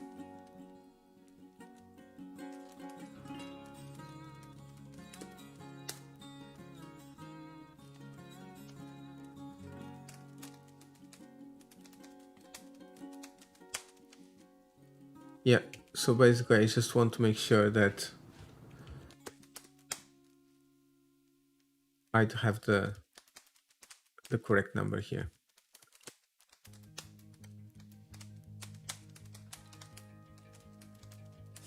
So if I'm using early stopping, I'm going to consider that the total number of epochs is this value here. And I know it's not going to be the exact number of epochs we run, because the patients, because it might actually recover epoch. It might stop a little bit further down the line. I'm not sure whether that's a good idea or not. But anyway, that's what I'm going to do for the time being. I'm only going to count the number of epochs until we use until the point in time where we're going to use the weights. If we're not using early stopping, we're just going to use the total number of epochs. Okay. And let's read this and try this method again.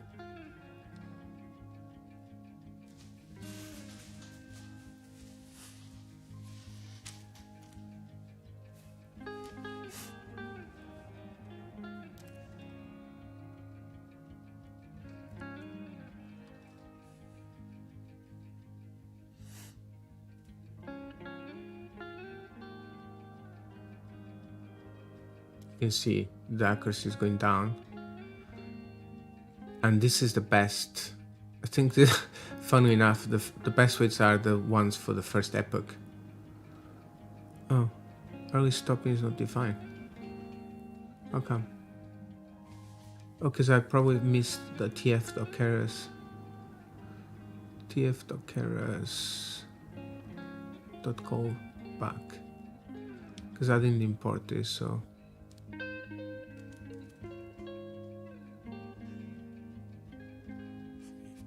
Do that.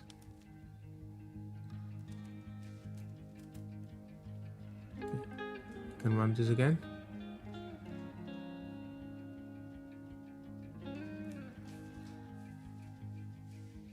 So I'm doing early stopping, and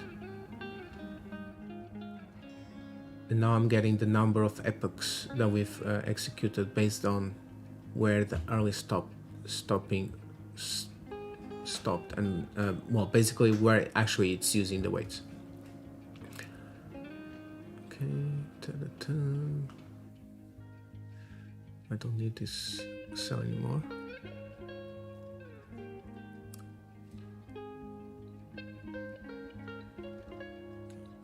Again.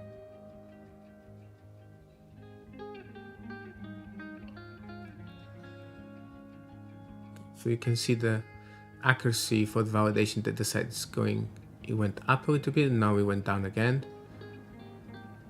But we're actually monitoring the loss, the validation loss, right? So if the validation loss goes up, then for 3 epochs in a row, it kind of stops. What? There is no... I should have checked the documentation. Let's see what we have here. Epoch.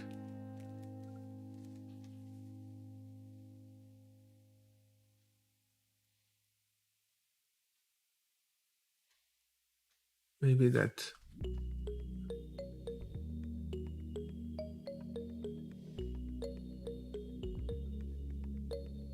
I need to see what that parameter is.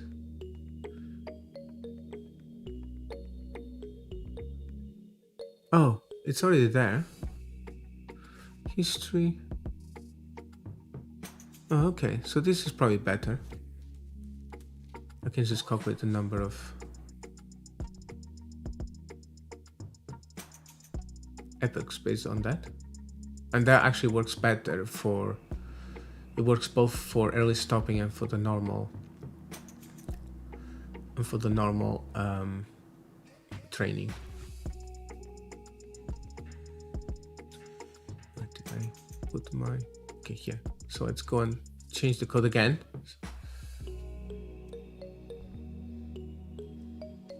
Okay, so I'm going to use the I'm going to count how much. Well, I'm just doing what's in the documentation. This will tell me the number of epochs according to the documentation. I'm going to trust that. Yeah, so total epochs. Now I'm going to re-execute this cell again, and I'm going to train the model again.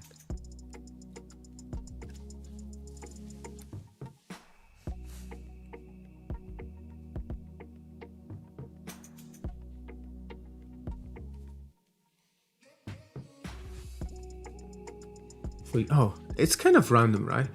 So the validation actually is 0.51 for whatever reason now. And then it drops. The loss goes up again. And you see it stopped. So it trained for like 3 epochs. And you can see the training accuracy goes up, but the validation accuracy actually goes down. And that's not what you want to see. You want to see the both going up at the same time. And yeah, so this is where we know something is definitely wrong with these datasets. So this internet dataset is not compatible with my garden dataset because these are 2 different types of images, right? You can see here, these are the internet datasets, right? You can see the images in the center. It's all nice and pretty. And if I show you my garden dataset, you'll see the basic difference. So I'm just going to copy some code here just to show you. Maybe I can also create a method for that so we don't have to always copy and paste the same code. Okay, let's do this, use this one. So I'm going to create a method.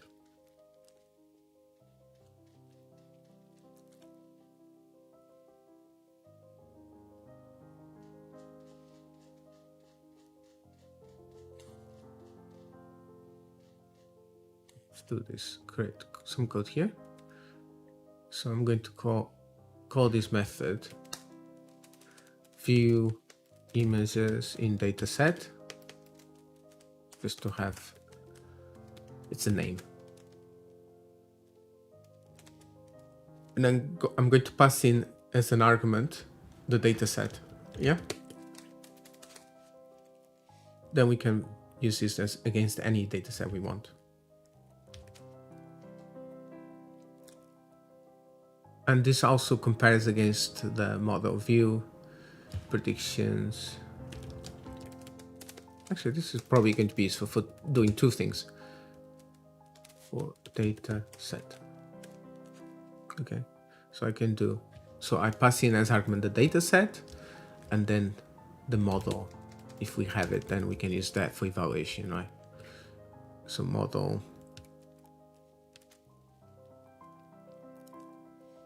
This is just for us to have a visual cue of what's going on, and it's always useful, right?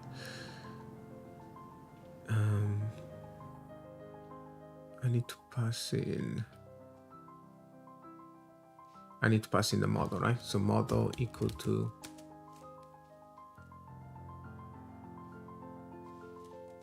experiment 2. Let's call it something.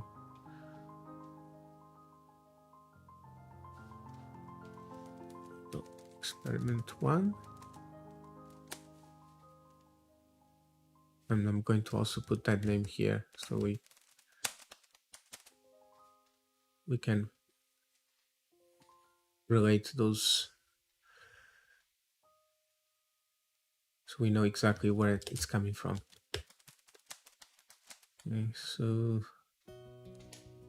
I don't think I return the model in here, so I'm going to return it, return model. So this huge method train model is going to return a model at the end.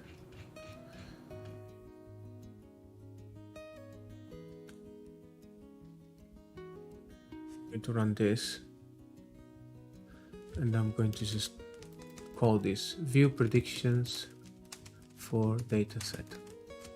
And I'm going to pass in, for example, the test dataset, which is from my garden, and then the model experiment 4 that we just tried. No, 2. I need to run this again though.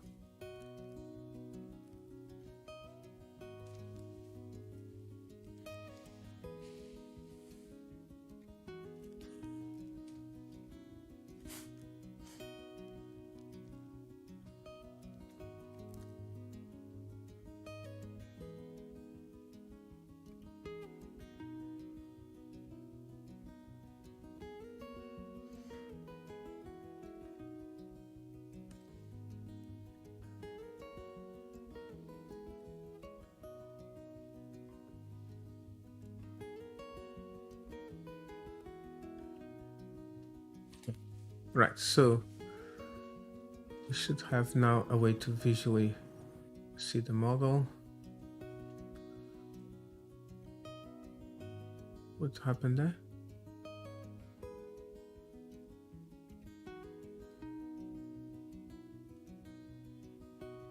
Predict on batch is not there.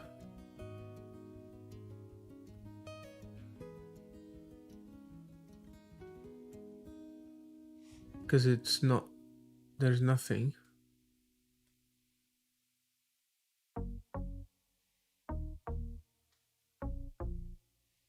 I returned it just now, right? So let's see what went wrong.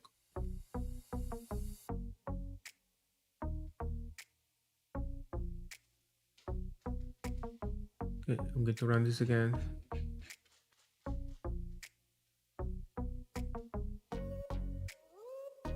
So model is an argument. Should work.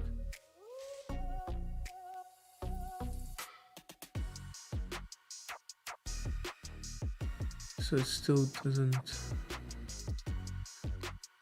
Okay, let's do print model experiment 2 to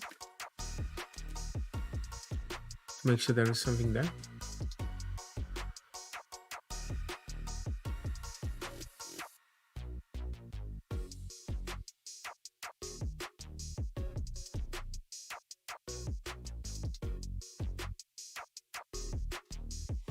I'll move this to the top so we don't confuse the experiments with the code definitions.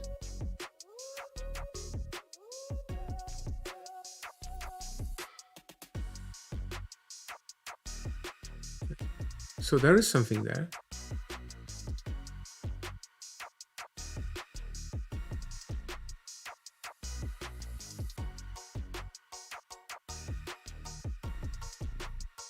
Okay, this time worked. I don't know why. You can see, right? This is my own data set from my garden. As you can see, right? Look, the cat is on the right-hand side. And you barely can see the features of the cat, right? It could be a leopard for all we know. But I know it's a cat because if it was a leopard, we would know in London. That would be quite a big news. You see, these are completely different. If I crop this in the center, I probably lose this cat, right? In the internet dataset, which you see at the top, look, if I crop this in the center, it will just work. So these are very different images as well, and you can see it's quite zoomed in. It's very easy to identify the animal, okay? So when I run, there's some problems as well with this dataset because you can see a girl here with a cat. So when I try to train on this dataset and then use for validation my own dataset, it doesn't work, yeah? I could try to increase the number of images, see if that makes any difference, but I doubt, okay? Right? Okay, now I'm just going to put that code, this code, I'm going to move it up, out of the way.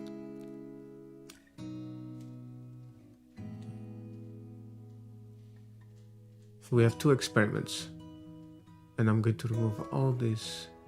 Maybe this, it's okay to have it here actually. You can see the label. So the predictions are mostly, they're normally wrong. Can't tell what animal. Okay, this is a fox here. Fox. This is a cat.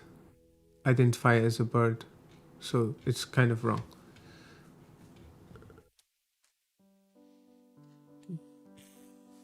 I probably should improve the size of this. It's so tiny. Anyway, let me do another experiment, and in this experiment we're going to try and use my experiment 3, yeah? I'm going to use my garden dataset for training and validation, okay? And my test dataset. The test dataset is always the same, right? So for now, it doesn't matter. Okay. And let's see what results we get. So I'm going to run copy, paste some code. Let's copy this.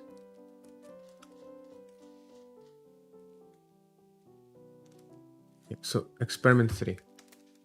So my garden dataset for training, then my garden dataset for validation, and then we have the test dataset and the number of epochs. Everything can stay. I'm going to keep 10 epochs.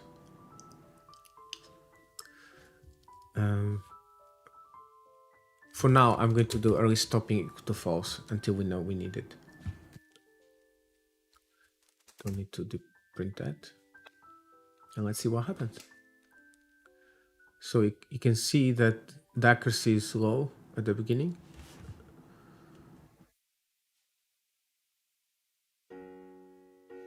And the accuracy is going up for both for the training and the validation data sets. And this is well, at first sight it looks good, right? It's not the end of the story here, but you'll see what happens. So we have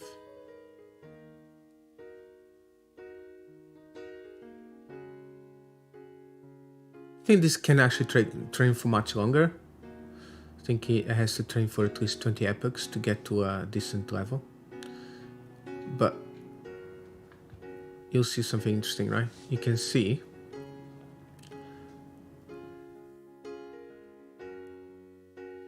so accuracy with validation dataset is 0.83 and accuracy using the test dataset, which is completely independent, is 0.64.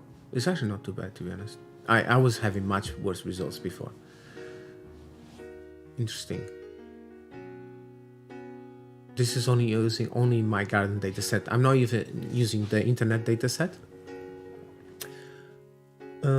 Let's see if we can train this for a higher number of epochs, and I'm going to set early stopping equal to true. Let's put this 40 epochs and see how far it goes. How good to see how fast it gets.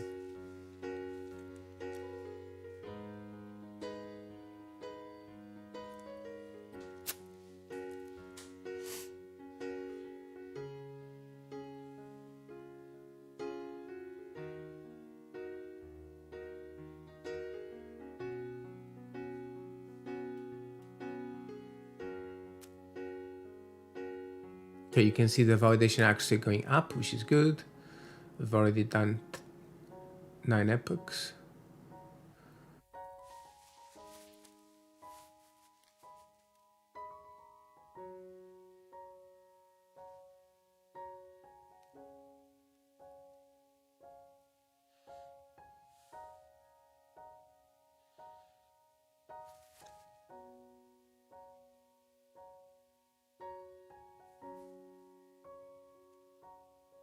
Starting to stagnate a bit, right?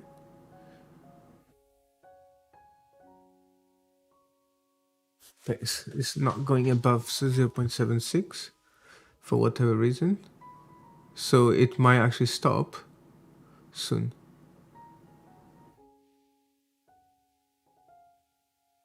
Oh, but it's actually monitoring the loss, not the... It's monitoring the validation loss, not the validation accuracy. I always forget that. So it's going down the validation loss. For now, it's okay. But the validation accuracy is not going up, which is a bit strange. It's very tiny.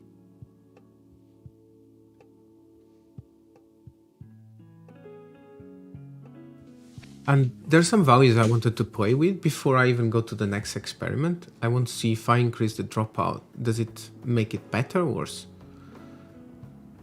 But actually, this is good. I'm a bit... Because the validation... No, well, it's not good. Sorry, it's not necessarily good. We'll have to see how it does against the test dataset. I was getting a little bit too excited. You can see 0.46. In fact, what happened is that it got better on the validation dataset, but it got worse on the test dataset. Interesting, right? So I was getting better results with 10 epochs.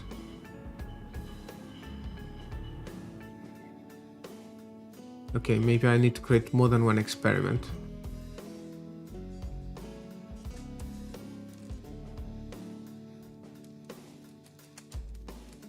And this is where it can get a bit messy, because the more experiments you have, the more complicated it gets.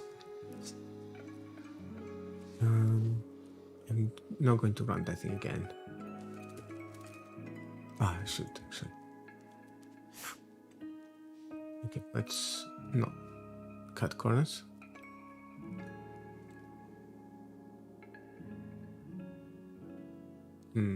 What do I do now? It doesn't really matter the name, to be honest. I'm going to call this experiment 4.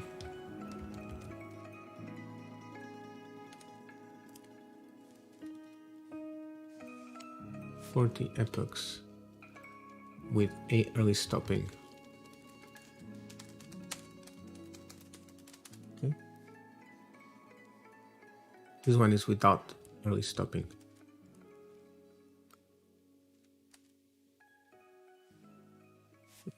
Going to change the variable as well. So early stopping. So number of epochs 10. Early stopping equal to false. And let's see. So from what I was able to see in the 2 experiments that I did, the fact that the validation actually gets better is not a good thing, because it seems like the better it gets with the test, the better it gets with the validation accuracy, the worse it gets with the test dataset. Let me just say that again. The more better the validation accuracy gets with the validation dataset, the worse it gets with the test dataset. And I think I know why. My suspicion is because of the way I gather the images. I use the VLC, right? I open the video files and I just capture all the frames into basically I save them into an image. I didn't take all the frames. I took like 1 every 10 frames or 1 every 20 frames, but it's still the same problem, right? All those images are very similar. So for all intents and purposes, some of them might be even the same image because they're almost exactly the same. They're just like separated by a few seconds.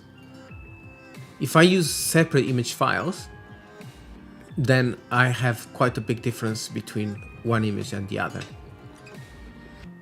So when we actually do the split of the garden dataset, which I have, and this is done using a split using TensorFlow API, right?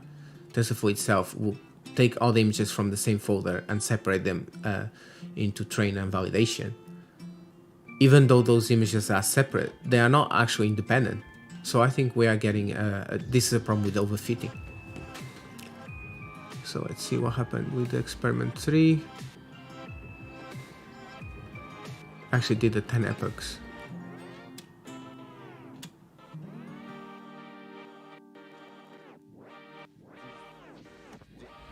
Let's see.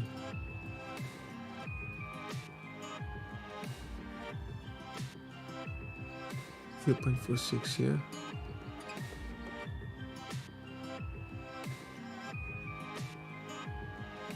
Well, actually before I was getting different results.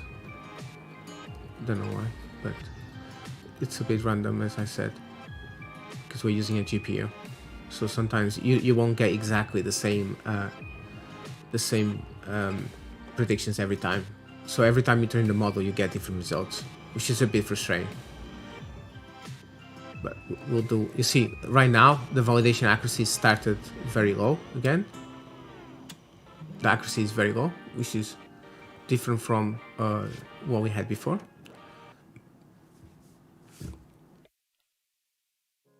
And I bet the accuracy on the test dataset is going to be different as well.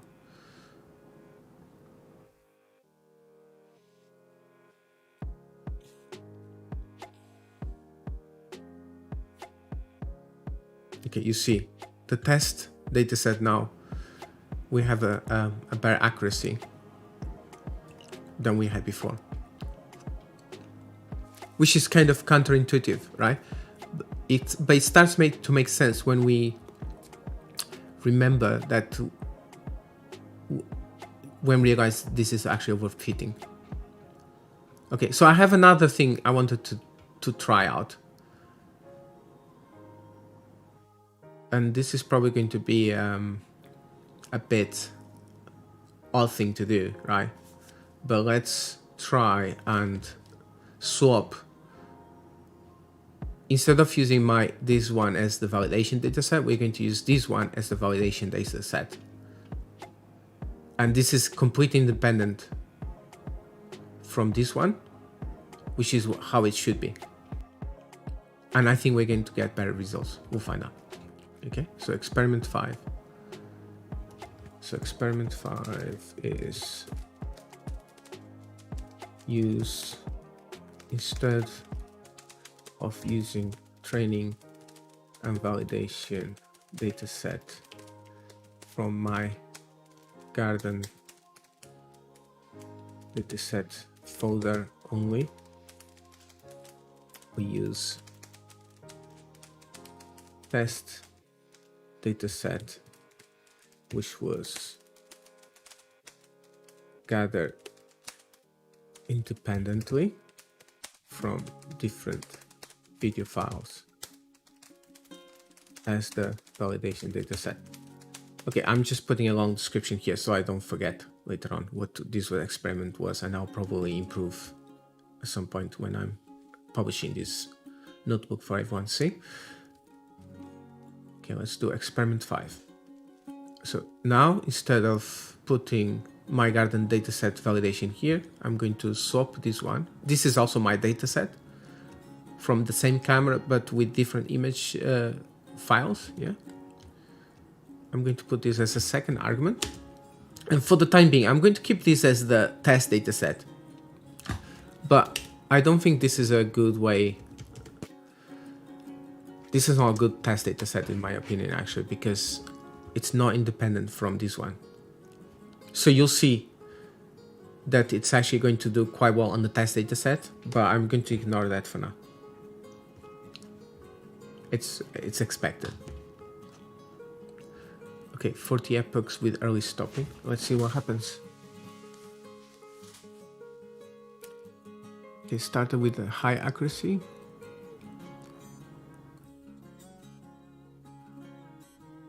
Okay, it's going down, the accuracy, for some reason. It's going up again. That's why we have to have the patience, because otherwise it wouldn't work very well.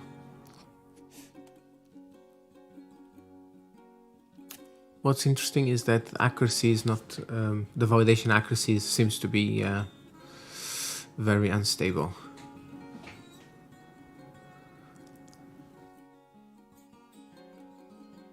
Maybe I have too much dropout. I can always play with those numbers and see if...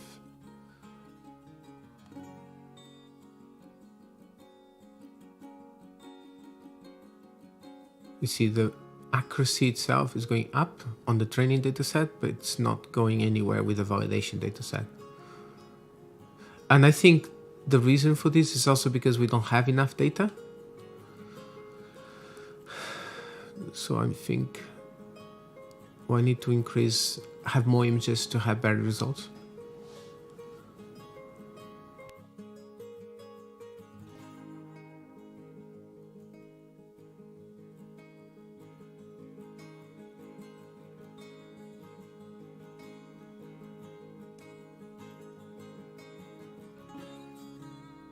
Keeps training, but I think you should have stopped already.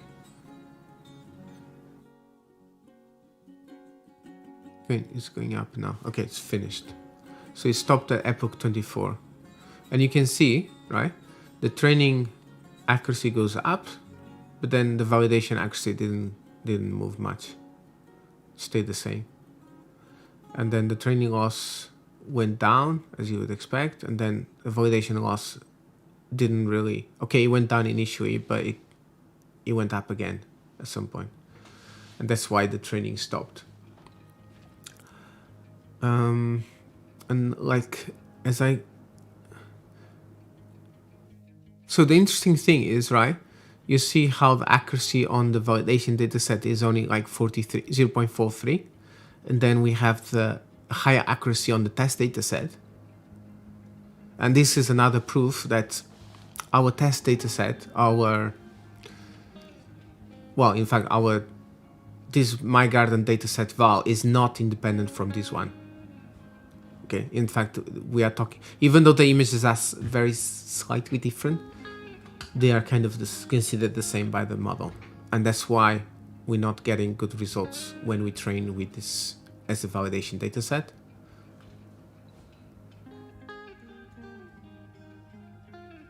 To be fair, we don't think the best results so far is when we train the model for very little time and with a bit of luck.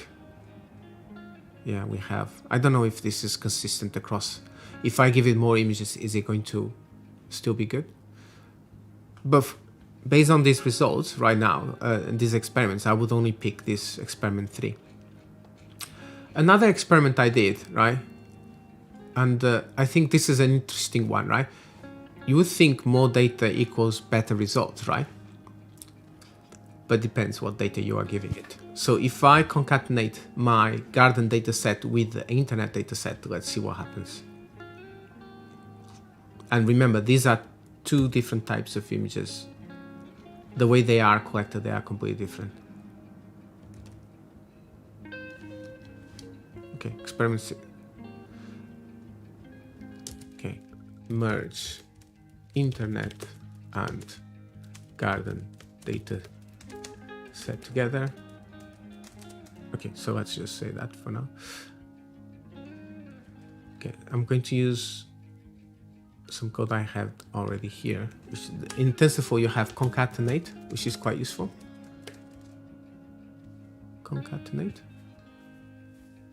See this one? So I'm going to concatenate the internet dataset for training and the garden dataset for training. And I'm going to concatenate the internet dataset for validation. And you see here, I've already done this. I'm not using my garden dataset for validation for training because I know, no, I'm not using that as a validation dataset because I know it's bad. So I'm already using test dataset here. So I'm going to create a garden and internet dataset for validation using the internet dataset for validation and my test dataset, which was originally a test dataset, but it seems like I have to use it as a validation dataset. And I have to gather more data. I need to gather more images. And probably I think what I'll end up doing is to create a completely separate validation dataset. So I'm going to have 3 separate datasets, one for training, one for validation, and one for testing. And from the experiments I've done, it's really important they are independent. Because if they have any correlation, it kind of affects the results. So now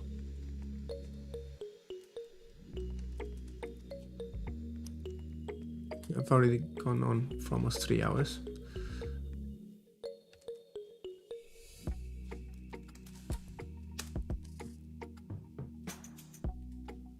This is experiment 6. Okay, 6. So I'm going to use for training.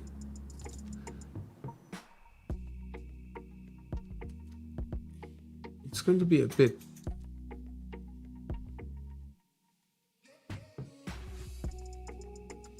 I'll be 1 minute.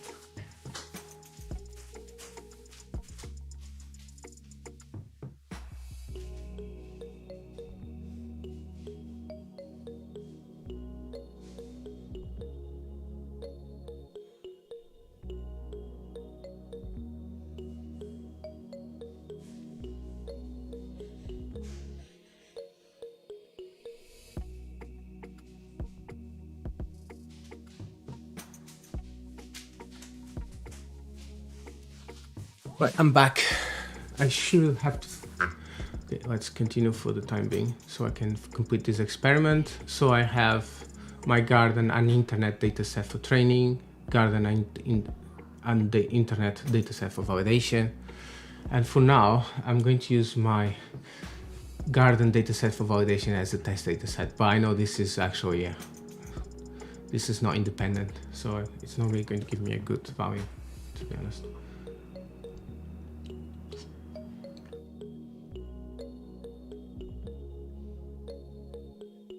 But yeah, it's going to be a bit mixed results.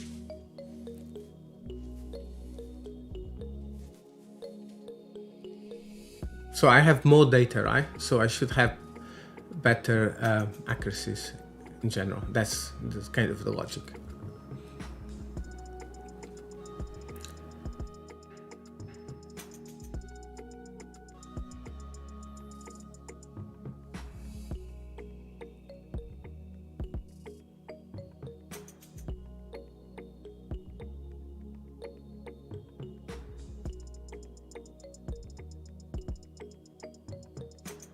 It's going to take a while.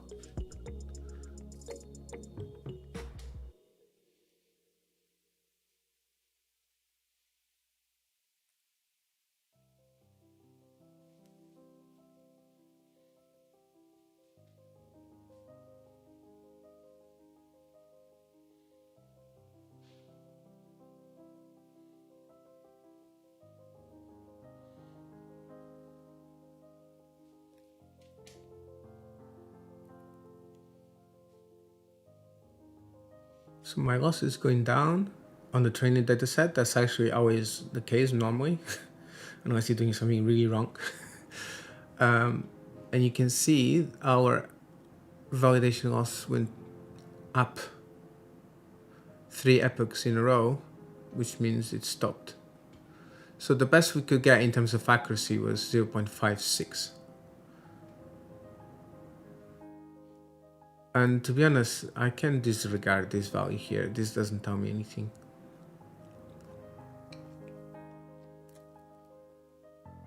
Because it's not independent.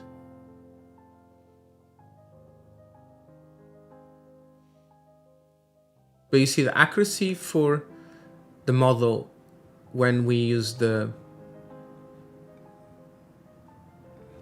in this case, it's using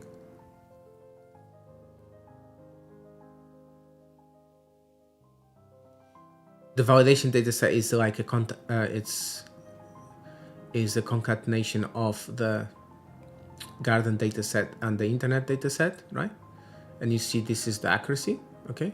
And one thing that is quite interesting to understand is that even though this average number looks good, when you actually do this check here, 5, and so when I evaluate this against the test data set alone,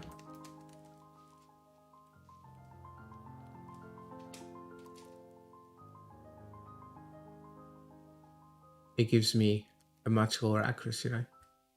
But then if I compare this against, if I run this against the garden data set,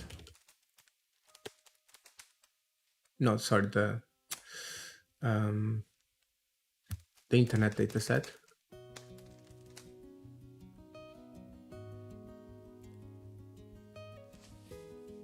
I wasn't expecting that. It actually did better for the garden data set and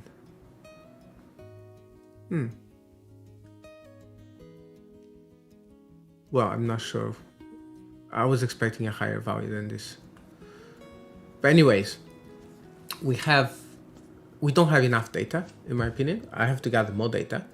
But what I can do, I can continue in my project, and I've done enough experiments, and I have probably like, this is a good candidate. I have experiment 3 is probably a good candidate to use for now as a model. I can deploy that. I can convert this to TensorFlow Lite and deploy it, right?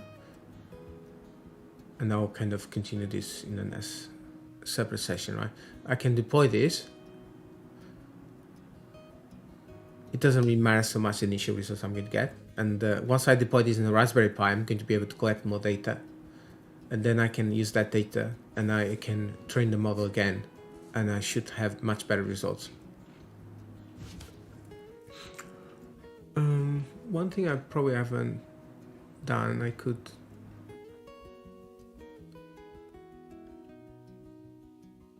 Yeah, I could play with the image augmentation, see if I can increase the number of items in my data set, but I don't think that's kind of a worthwhile exercise to do when you already can, when I can easily try and collect more data. I think that's the best course of action. I think that's going to be all for now. I'm going to, at some point I'm going to publish this on GitHub, and you should be able to follow this.